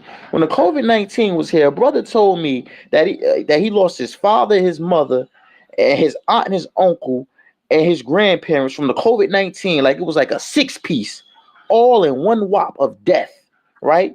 Okay, you understand the COVID-19 was just a warm-up. Out there in China, they're already preparing the COVID-20. They said they got a Ain't we up to COVID-27? they got a plague out there. They working, these heathens is working on something, in them chambers right now where they saying eradicate half of China's population, and it's about 12 billion people in China, man. Oh, not Like, 12 billion. What? Not 12 billion, Salaki. That's the Earth, but it's more people in China than it is in America. ain't we up to the Omni variant now? Like, we done had like 30 variants of COVID since it's been out. Man, oh man, I'm trying to tell you, if you're not rooted in these scriptures, understanding what's going on and understanding what to come after this, can you imagine you seeing all your family members just dropping dead in the coffin and you just stuck in the press, and then 1 minute you and you want to know what else is happening? One of the supervisors on my old slavery at Roselli, this brother came to work one day, right? Worked this whole day, was the supervisor, went home and caught a stroke. Yeah, that'll do it. Came to work, went home regular. He was preparing to do his podcast. I think he wanted to have us on his podcast. You know what I mean? My man Ned. So he went home. Before he was preparing to do his podcast, he caught a stroke, fell. Almost was unalive instantly. He was in the hospital for about 4 months, right? This is happening, and these is young brothers in their late 40s. You know what I mean? Early 50s, late 40s. This is happening in the all Lord the that time. He made it out the hospital, because some people get a stroke and don't even see the light of day again. Like my mother boyfriend, he never made it to the hospital. Right. 3 weeks in and out, gone. When the Lord pull up on you, you don't want that. You better start doing what He tell you to do. Yeah, that's the like Lord. that's like the equivalency of you getting in a fight in school and they call your father. Right. You don't want that. You rather them call your grandmama or somebody to come get you. Yeah, you call your father to come get you. You getting pure smoke. You better ask my son. You call daddy. You getting pure smoke. That's what time it is. And when the Lord pull up on you, you know what I mean. It's nothing we can do about it. The only thing we can do is do a story about it and try to stop somebody and try to show everybody that the power of the Lord is real. He's not your personal genie. He's not going to sit here. And you know, a lot of our people don't know that Satan has the ability to give gifts, man. You know what I mean? You're getting them red bottoms from Satan, man. You don't know it was Satan that gave us them stimulus checks, and we was enjoying them things too. Right. Because Tyson in the interview said, sometimes God will give you what you want to see what you do with it. But not just God. Sometimes God will allow His son Satan to give you everything you want to see what you do with it. See what you do. If you going to curse Him or praise Him. Right. Exactly. Now, if we go to Psalms chapter 34, verse 17, it says, "The righteous cry, and the Lord heareth, and delivereth them out of all their troubles." As long as you keeping the law, statutes, and commandments, and you're going through times of calamity or disparity, if you cry out to the Lord and plead with Him, He will hear your cries because you're righteous. He hear the cries of the righteous. He hear the cries of His actual children that He acknowledged, because we do the Lord's work. He hears our cries. When we pray to Him, He hears our prayers. You understand? When we cry to Him, He takes our cries into consideration. He takes our pain and our suffering into consideration. You understand? And He's either going to take it away or let us know we have to endure to the end as a lesson. Because sometimes He'll tell us to endure to the end because there's a lesson attached to this pain. There's a lesson attached to this suffering. There's a lesson attached to this adversity. Like the brother that had the thorn in his side, and he asked the Lord to remove the thorn from his side. And the Lord said, "I'm not going to remove it. I need that to be a reminder so you don't make that mistake again." I believe that's Paul, sir. Come on. We got that Mark scripture, sir. Come 16-20.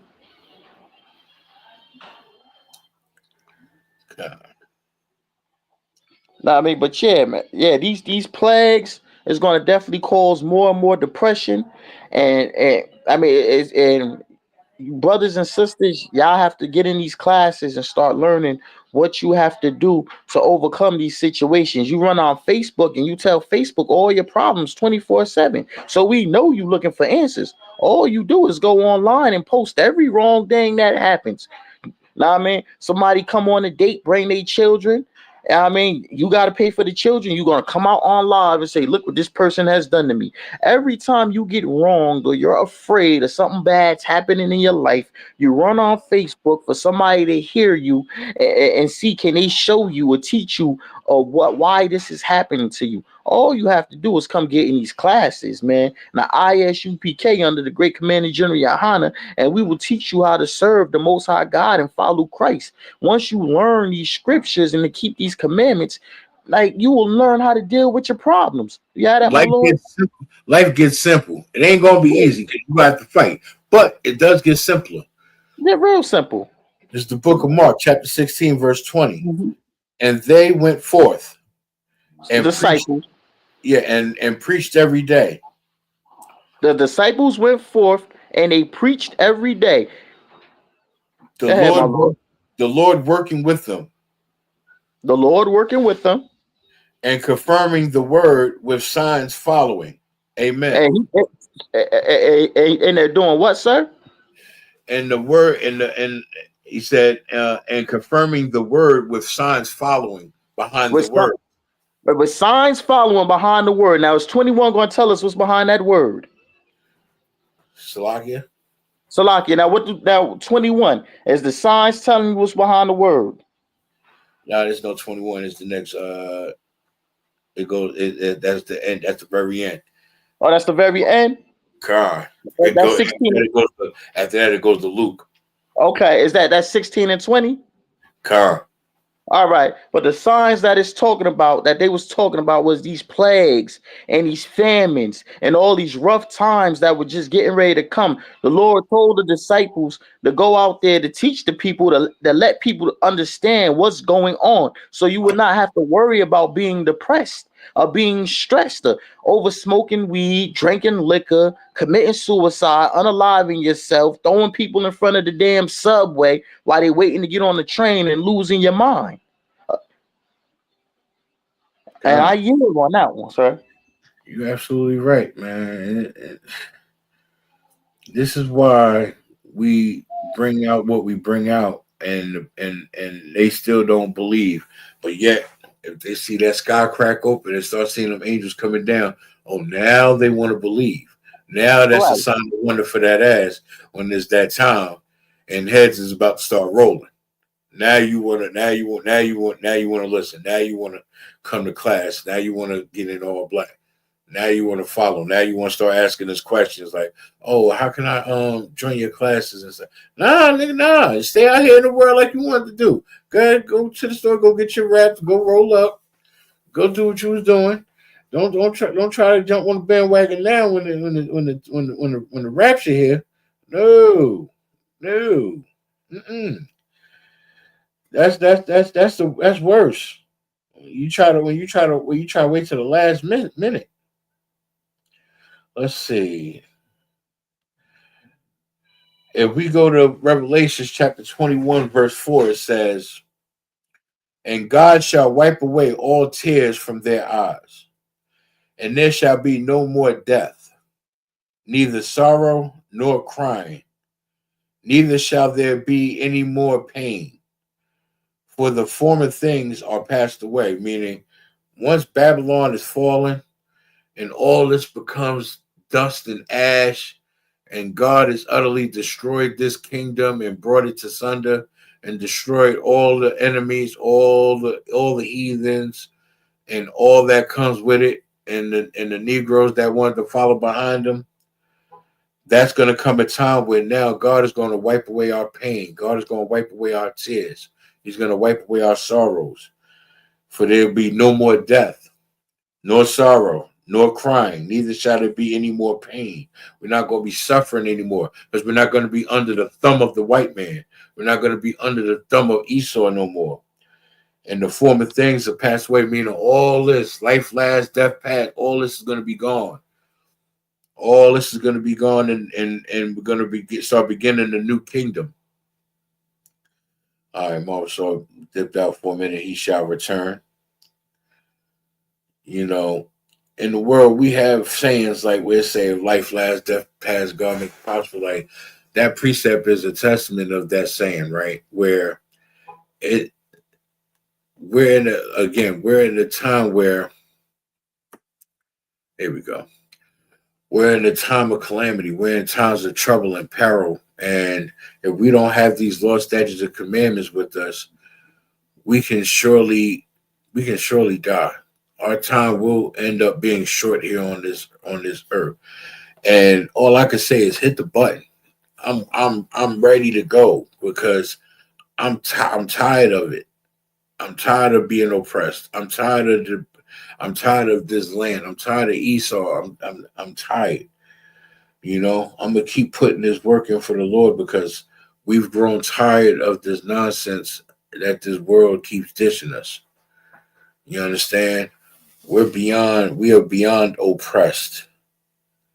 We are far beyond oppressed. Trust when I tell you, we are so far beyond oppressed. Slovakia, Israel. Bear with me 1 second. I'm multitasking here. Let me see something.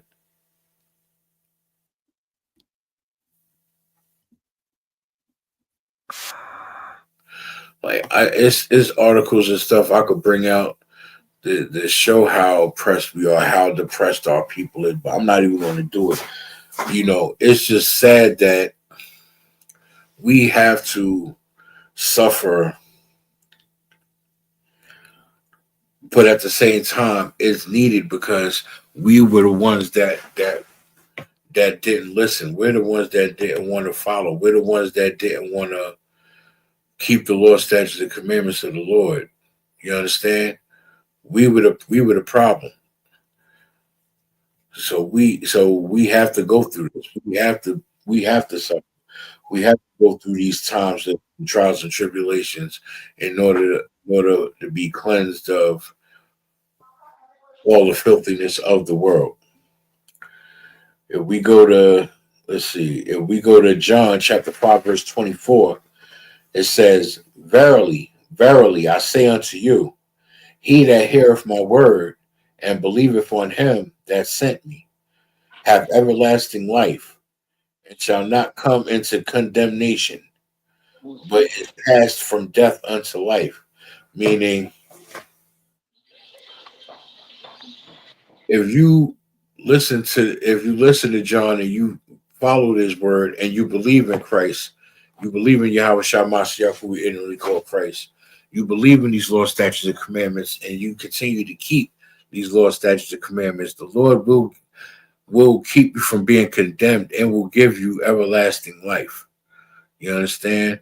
And where you might have been unalived or kept you in the world, so to speak, death will pass from you, and you will continue to have life spiritually. You might leave this earth.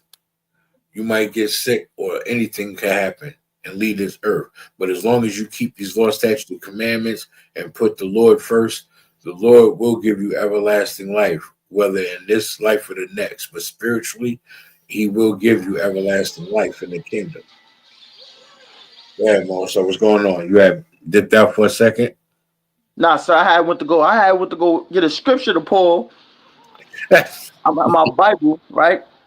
And I had did that. Now, I mean, let's clear this. Let's make it clear real quick, sir. A little bit. The everlasting life means every time you leave this earth, you come back on top. That's everlasting life. You come back on the you come back on the top, not the bottom. When you pass away and your soul go up to the heavens, and the Lord will, and you're always right with the Lord. He's always gonna bring you back in a better situation. That's everlasting life. You know what I mean? That which means you won't be having no depression. You won't be coming back and living in a damn shelter or being raised in a house with child molesters and broke people and the hells we've had in these ghettos. We'll be coming back in a higher state. You'll always be coming back up high, not at the bottom. And that's what we want to aim for. See, a lot of us, we're all born into these lower states because of sins and generational curses. You know, Right. That's why we going through all this hell and depression now. You Right. know, and we did a lot to cause this hell and depression. And what we need to do is we need to tighten up and start following these laws. There's more plagues coming, my Lord. Second Esdras 16 and 14. You're gonna probably want to get in on this one too. Second Ezra 16 and 14. Second Esdras 16, yes, chapter 16, verse 14. And we'll go down. You know, because see, what I'm seeing every time we look at the news, we see brothers getting tapped out, sisters getting tapped out every hour of the day.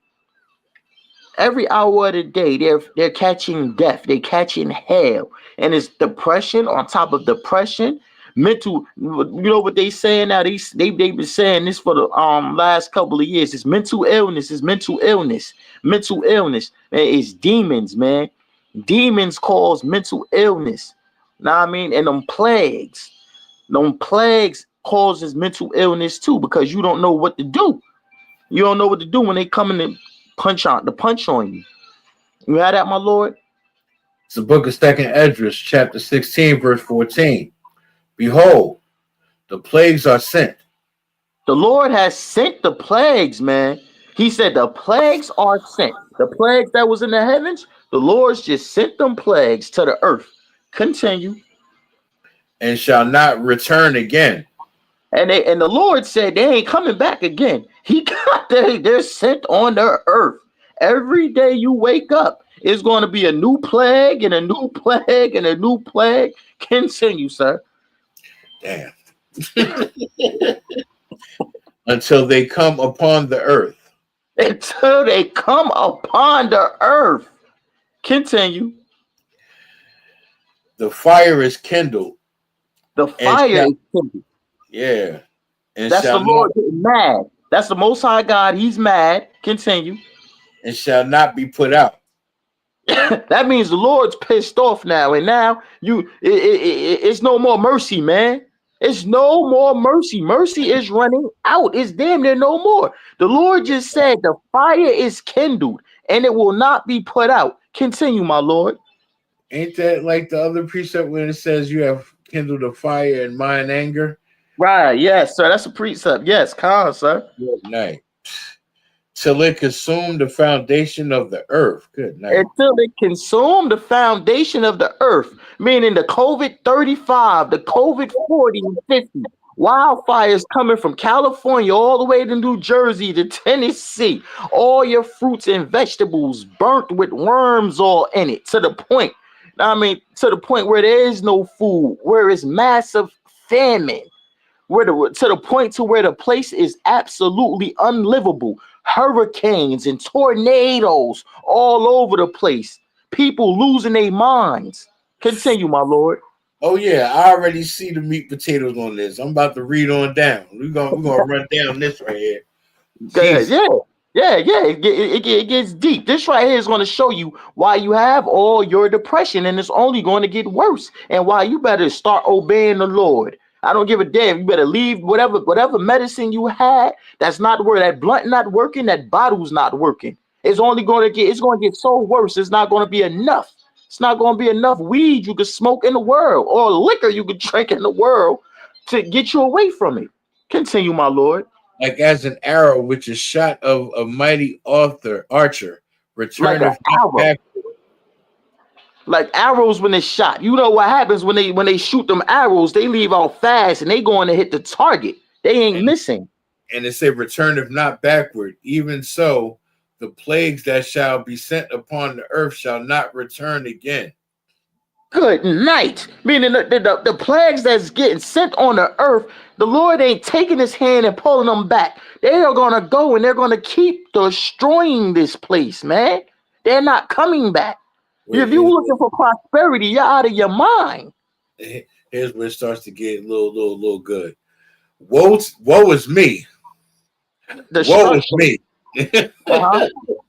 Who will deliver me in those days?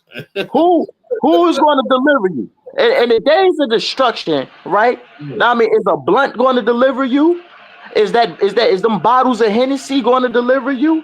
Hey, Is them dog. pole dancers going to deliver you? What's Nah, going to deliver you? go ahead and let Creflo Dollar dunk your ass in that Oh water and man. tell you saved. Oh yeah. Is Steve Harvey and TD Snakes going to deliver you in that day? You just gonna come up a wet sinner or a wet homosexual. They The beginning of sorrows and great mournings, the beginning of famine and great death. Stop right there, sir. Stop right Huh? there. Stop right there. You said it's the beginning of sorrows and the great mornings. Now, you remember when I just said that it was an appetizer? The COVID-19 was an appetizer, man. Yeah, that you was feel that. I mean? Good. Yeah, that was an appetizer. That wasn't the Thanksgiving of the plagues. That was an appetizer. That was a sample. But you know what I mean? You think you're dealing with that came through. Well, you get fries, a slider, some wings. That was COVID, monkeypox, and all the other stuff. Yeah, super gonorrhea and all that stuff from the sexual deviants. Yeah, they all that's doing that nonsense. Yeah, you know what I mean? These plagues are going to get even more and more serious. The scriptures is telling you. It don't lie. The Bible telling you if you read it correctly. Yeah. The beginning of famine and great death. Famine. Now we already got tariffs coming up on the food. You know, Donald Trump came in office and said he was gonna you said he was gonna make things better with the food. It looks like he's putting tariffs on them because he's beefing with China and he's beefing with all these other countries. You know what I mean? So now China owns damn near majority of all the farms in America. How did that happen? I don't even know. How did China own Easy Pass for the last 11 years? Oh man, I forgot we bought that out. I forgot we bought out China owned Easy Pass. Good night. And they now own Twitter. And TikTok. My bad, yeah, TikTok. Oh man. Yeah. The beginning of wars and the powers. The beginning of wars and the powers shall stand in fear. The beginning. Wait. It say what, sir? It say the beginning of wars and the powers shall stand in fear. Now, aren't we seeing wars in Ukraine? We seeing wars in Palestine and on the Gaza Strip and in Jerusalem. We seeing wars in South Africa. Now, I mean, we seeing wars all over the earth right now. Mm-hmm. So he's saying what? The beginning of wars and what? And the powers shall stand in fear. And then the powers shall stand in fear, meaning the people in charge are starting to stand in fear. Now, I mean, they know that it's something. They know that it's something crazy and hectic getting ready to happen here. You see Donald Trump saying he wants land in Canada all of a sudden. You know what I mean? He wants to take Greenland because he don't want the enemies to be able to sneak in through that part of Greenland. They over there trying to take Haiti. They fighting to take Haiti right now because Haiti is the backyard of America as well. It's right there by Florida. So who you think got them gangs in Haiti and got all the gentrification going on out there trying to get them brothers and sisters out that country? Destroying it because they know if Russia or China get their hands on that damn country and they get right there, they're right there by the coast of Florida, meaning they right there and they got easy access right through the back door. You're 2 hours away from Florida. You can tear up the eastern seaboard from right there. Tear up the eastern seaboard from right there. That's why you got the whole southern states, the southern borders. Yeah, all the down south states will be blown to pieces. I mean, if they come and they set up nuclear missiles right there and they bomb it, Florida, Georgia, Texas, North Carolina, South Carolina, Virginia is blown to smithereens. Now, it's wiped out. Don't get it twisted. Now, the U.S. do have certain things that's in place that Russia, China, Korea don't want no smoke with. They got this one weapon that's in place where if you force them to hit that button, it's gonna be nonstop smoke that thing gonna give you, and that thing gonna spit out 85 nukes at one time. You don't want that smoke. Yeah, but see, when America, but see, the thing about it is when America shoot out that nuke that spit 85 at one time, we gotta worry about if one of them damn things hit us too, because then they'll be shooting all back at one time too. And that right there is when you're in all out war, just bombing. You know what I mean? So the best strategy for them to do was to just take Haiti, make sure China and Well, Russia don't get it. the best strategy is for the U.S. to start staying out of everybody else's goddamn business. Stop Well, trying to be in it's too late everybody's for that. business. Stop trying to be bullies. That's Yeah, the but problem. it's too late for that. They jump into other countries' business. Like, my thing is this: in other countries, they already have things situated as far as structure and order, as far as law. The only thing missing is our people that's in these countries not being in the truth. You understand? But we have people that's out there being oppressed. We have people that's in disparity and depression out there as well. But we have a democracy. They have dictatorships. It's a difference. It's a Yeah, big right. difference. They Yeah, say we have a choice, but we really don't. They put up the illusion like we have a choice. In them other countries, they just let you know you ain't got no choice. This is what it right, is. Follow it or you don't. And if you don't, it's consequences. And if you don't want right, to follow, leave. Get up out of here. right. You know, You know, I mean, you know, it's just amazing though. It's just amazing. But bring it back out to that precept in the Bible. That's when it said, "Where the powers may be, will become afraid." stand in fear. It said, beginnings of wars and the powers shall stand in fear. They The stand. beginning, That's why they stand in fear. Continue, my Lord. the beginning of evils. What shall I do when these evils shall come? What shall we do when these evils shall come? All of these plagues and these wars and these famines, you know what I mean? Mental health issues. That's why you're depressed. You know in your spirit, what am I going to do now that all of this hell has come? Right? You got anxiety every second.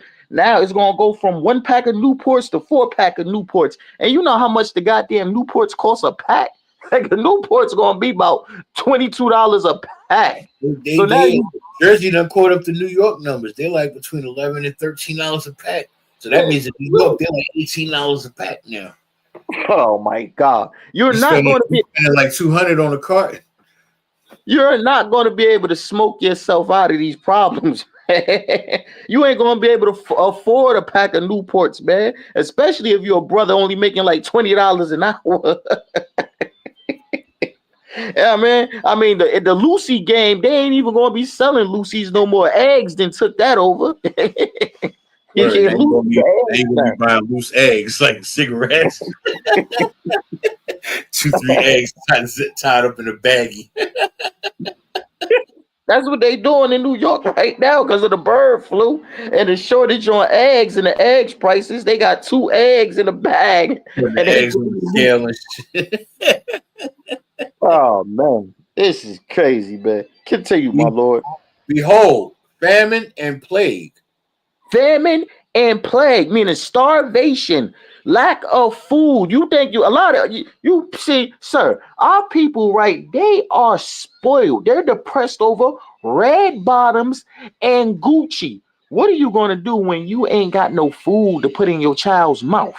If a woman saying she ain't going 50-50 with you, or you gotta make over 6 figures, right? Or she'll turn her back on you over a big materialistic thing. When it comes to a can of soup or one of these is going to be high commodity, right? Soon you're going to see all the strippers, right? They ain't going to be getting change thrown at them no more. They're going to be getting oodles and noodles thrown at them. That's going to become the high commodity because of all this famine that's getting ready to come to this earth. Now, I mean, lack of food. Continue, my lord. Tribulation and anguish. Tribulation and anguish. You know how they say how you go through trials and tribulations. That's problem after problem after problem. The And stress, anguish. Yeah. stress, and stress. You're More gonna go stress. through that means you're gonna go through it. You're gonna starve, you're gonna get sick, you're gonna be having problems, you're gonna be going through it. It's gonna be bad. And it So said, man, all right, it said, I'm gonna take from the top so I can bring the rest in. go ahead, Behold, sir. famine and plague, tribulation and anguish are sent as scourges for amendment. This is how the Lord is going to amend everything. He's going to send plagues and famine, tribulations and anguish. Good night. I mean, it don't sound like prosperity to me. You know, It sounds like Richard Fame to me. Good night. If you depressed right now, if I'm gonna tell you, brothers and sisters, like this: if you're depressed because you're not getting prosperity, right? You need to go take that up with that Christian pastor and get all your money back. And you need to be angry at him for telling you all those lies, because the Bible never was about prosperity, man. It was about the children of Israel, blacks, Hispanics, and Native Americans coming to a land where no one dwelt at to serve out a hardcore punishment and captivity and slavery until we learn how to obey the Most High God, our Father, and come back to the laws that he had established in his house. And once we did that, he was going to send our big brother to come rescue us out of this hell. Negroes then came to hell and got comfortable in hell. Only a nigga. It's the same way a Negro go to jail, right? And get comfortable in jail. He never cleaned his room when he was at home, but the jail cell spotless. He never wanted to he never wanted to get a job when he was on the streets, but now he in jail. He got about 3 jobs on 3 different tiers in the goddamn jail. You know what I mean? They find ways to get drugs snuck into jail so they can get high. They find ways to drink in jail by making all that hooch. They get comfortable in jail. When wintertime come, right? A Negro will do a crime to go to jail on purpose. All we do is get comfortable in captivity. We get comfortable in pain. And so the Lord says, since we want to keep getting comfortable in pain, I guarantee you ain't going to get comfortable with what the Lord got coming right now. It's going to be no form of comfort, because we done came to captivity and got comfortable. So now you're not even going to have nothing to be comfortable with. You ain't even going to have food. You're going to starve out. You're going to be sick with all kinds of corona variants and flu symptom variants and everything. You're going to be going to funerals 24/7. You ain't going to have no distraction now. The Lord going to take every damn thing away. Continue, my Lord. Come. Slack you.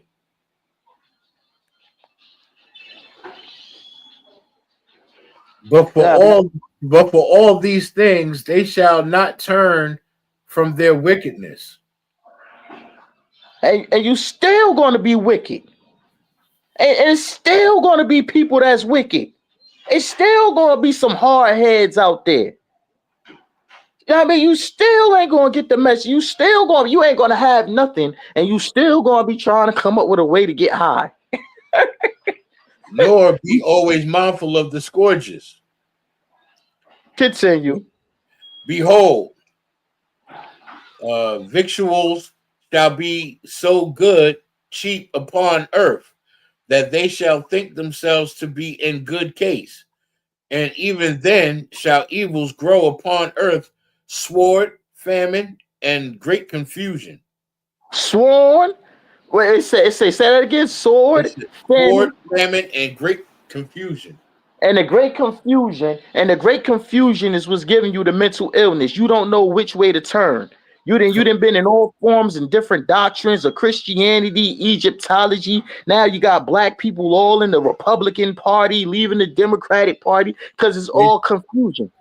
Basically, from the wickedness, you're letting the evil grow upon the earth, which is going to increase the sword, the famine, and the great confusion. Because people ain't going to know what to do, where to go. They ain't going to know right from left, because they're like, well, they saying do this, but this is telling me to not listen to that, and that seems to look safe over there, but they telling me do this, is that, a third, and it looks crazy over here, but it looks safe over here, but they saying don't go that way. It's not good, but it don't look right. It's going to be great confusion. They ain't going to know what to do. They ain't going to know right from left. They're going to be up the creek without a paddle. Sir, that right there, I think that, is there any more on that, sir? I think got plenty more. You got plenty more. Yeah. All right. For many of them that dwell upon the earth shall perish of famine. Oh, wait. So many is gonna perish when this famine come. A lot of you are gonna starve to death. You know what I mean? A lot of you going to starve to death. Your depression is going to increase because you're not even going to know when your meal is coming from. So instead of being depressed over you not being able to lay with that whore, you're going to be depressed because you can't even get a cup of noodles. I mean, hoes are going to be stripping for cups of noodles. Now, I mean, instead of bands and make you dance, and packets of hot sauce. And package of hot sauce, man. What the? You know what I mean? And the other that escaped the hunger shall the sword destroy. Damn. So, I mean, for those that escaped the famine, y'all gonna get clipped any damn way, thinking you got away with something. So y'all now, stole off of that food, y'all getting unlocked any damn way. Yeah, you didn't. So now, oh, okay, you was able to overcome and you was able to eat some food, right? Now somebody's just gonna come rob you and knock your head off and take your food. You thought you was prepared. You thought you stacked your money up and you had enough cases of noodles. Somebody's just gonna come, boom, blow your head off, chop you up, take your food. Quick sidebar, though I understand why people are buying those cyber trucks. Do you know those cyber trucks are bulletproof? And the glass is indestructible. That's how they. I might have to cop me a Cybertruck, boy. Yeah, I'm about to get me one of them too.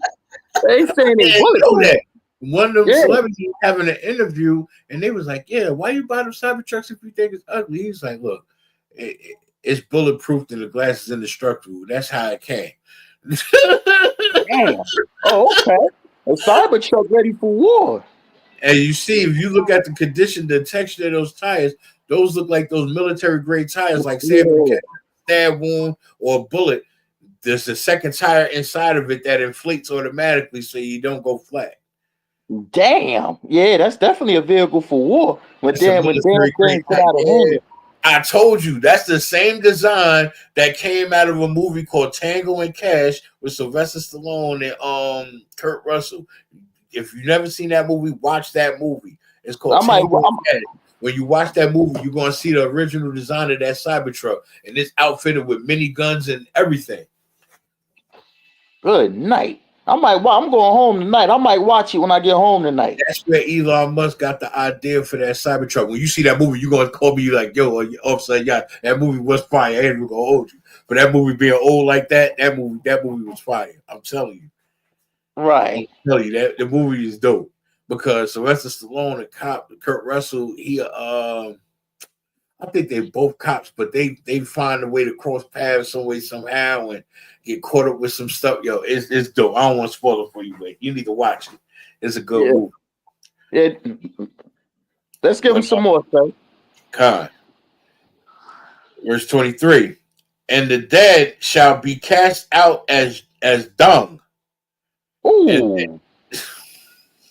The dead shall be cast out as dung. You know what dung is? Yes, manure. Manure. Meaning you're going to be worthless like manure, like cow manure. That's what the dead is going to be. And if you are dealing with mental illness, right, that's talking about you. You're dead. Yeah. People with mental illness, you're the walking dead. I remember, sir, I said this on the subway coming from Hebrew Academy, right? It's me, it's also Dunya, Offside Shah, me and Goyala. So Offside Shah in front of me, I'm grabbing his book bag like, man, we rushing through this subway real quick, right? And I said, look at this, The Walking Dead. So some Simeonite brother, homie, started laughing and said, funny, you just said that ironically, The Walking Dead, because you know when you at Times Square and you getting on that you getting on the what's that?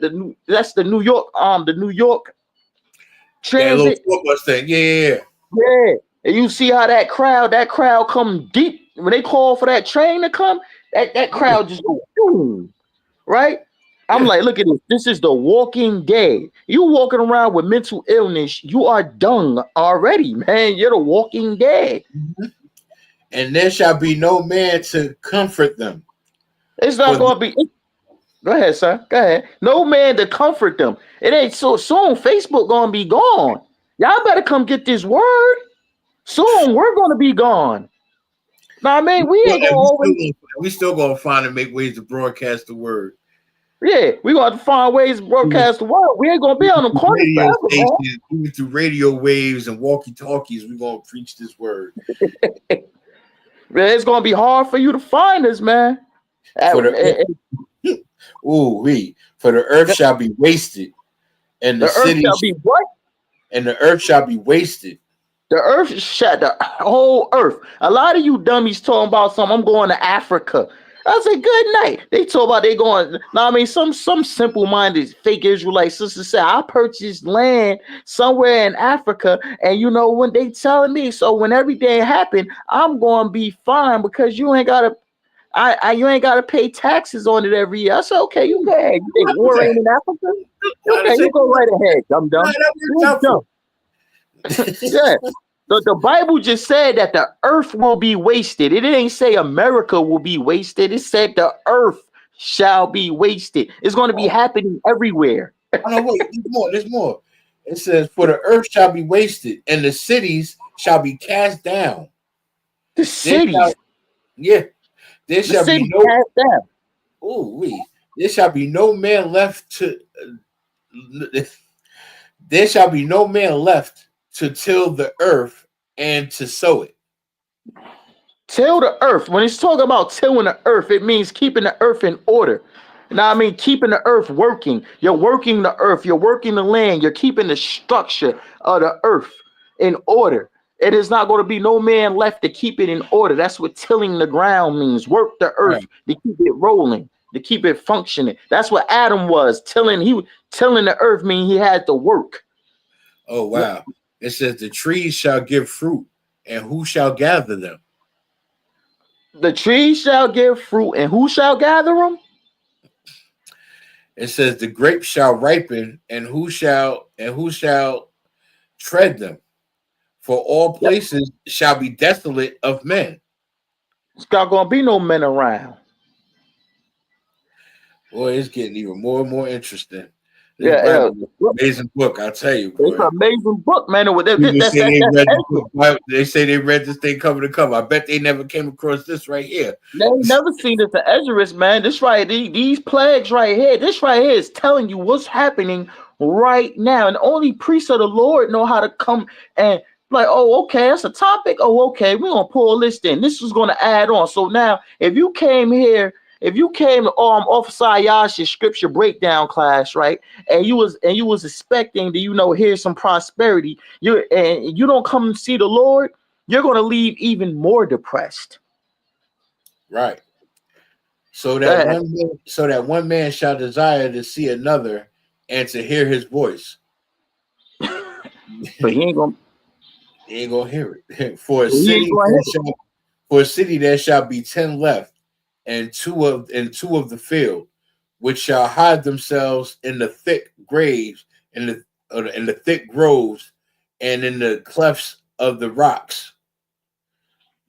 Boy, it's getting serious.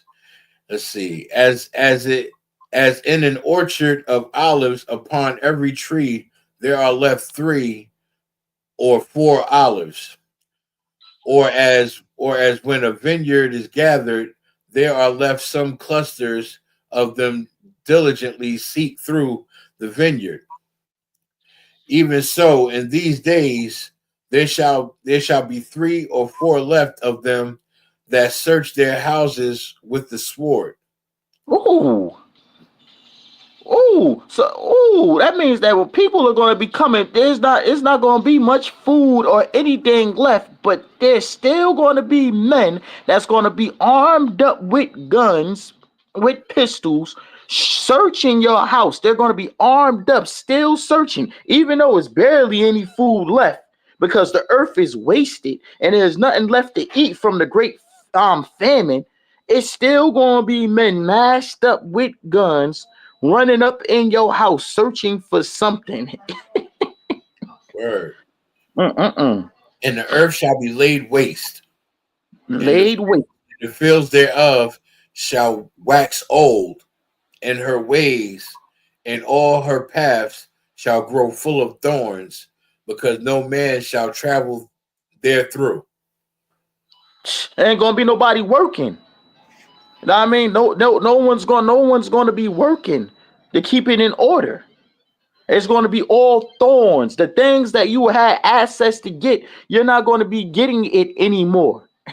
You know what I mean? That the whole world has descended into chaos, right? And it's probably some martial law that'll be involved around the time this is happening. This right here will be happening. It's starting to happen now. It's happening more and more now. But as it get real deep into this World War III, you're going to see this right here get worse and worse and worse, going all the way into the future. Now, I mean, there's no prosperity, man, but there's a lot of death coming. I mean, you could bet everything on that. It ain't no generational wealth coming, but the earth wasted. You Negroes is sitting up here preparing for generational wealth, and the Bible is telling you you ain't even gonna be able to find no food.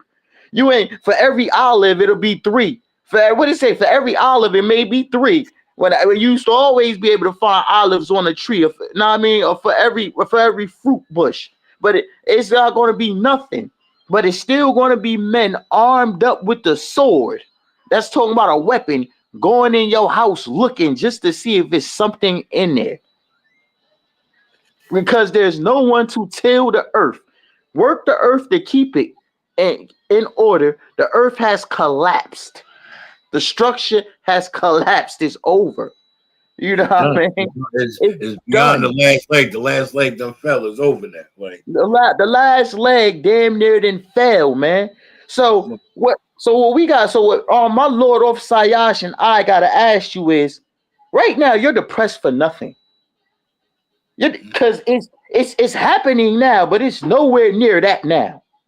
That is what's coming next. But it's right? in the pathway, slowly but surely. It's creeping. Like It's let creeping. me finish off with this last piece, and then Go ahead, we close it out. Verse 33: The virgins shall mourn, having no bridge, having no bridegrooms. The women shall mourn, having no husbands. Their daughters shall mourn, having no helpers. Oh man! Good night, sir. You want this one? You're gonna wish you was dealing with oppression to be depressed, because this is far more worse than the oppression. This is the end. This is Babylon. This is Babylon hitting rock bottom, or getting rock bottom by the Lord. You understand? And all you sisters that was talking about you didn't need no man. You could do all bad by yourself. You're an independent woman. You're leaving one rod and going to another rod. In them days, what it said was going to happen, sir? The daughters will mourn, for they will have no helpers. Y'all gonna be done up. It's over. Ain't gonna be no men around. Ain't no men around. You gonna be left to be destroyed. All you silly whores are gonna be left to be destroyed. Listen, right? You're depressed for nothing right now. You still have time. Come back. Come into the ISUPK. Not much time. Not much. You still have time to get into this truth, the ISUPK under the great Commander General YAHANNA, and learn how to serve the Lord and follow Christ. Because prosperity isn't going to happen, but death is. I pray you understand. And with that, Israel, it's our time. To the next episode, shalom. Shalom, sir, man. Hell of a class. Same.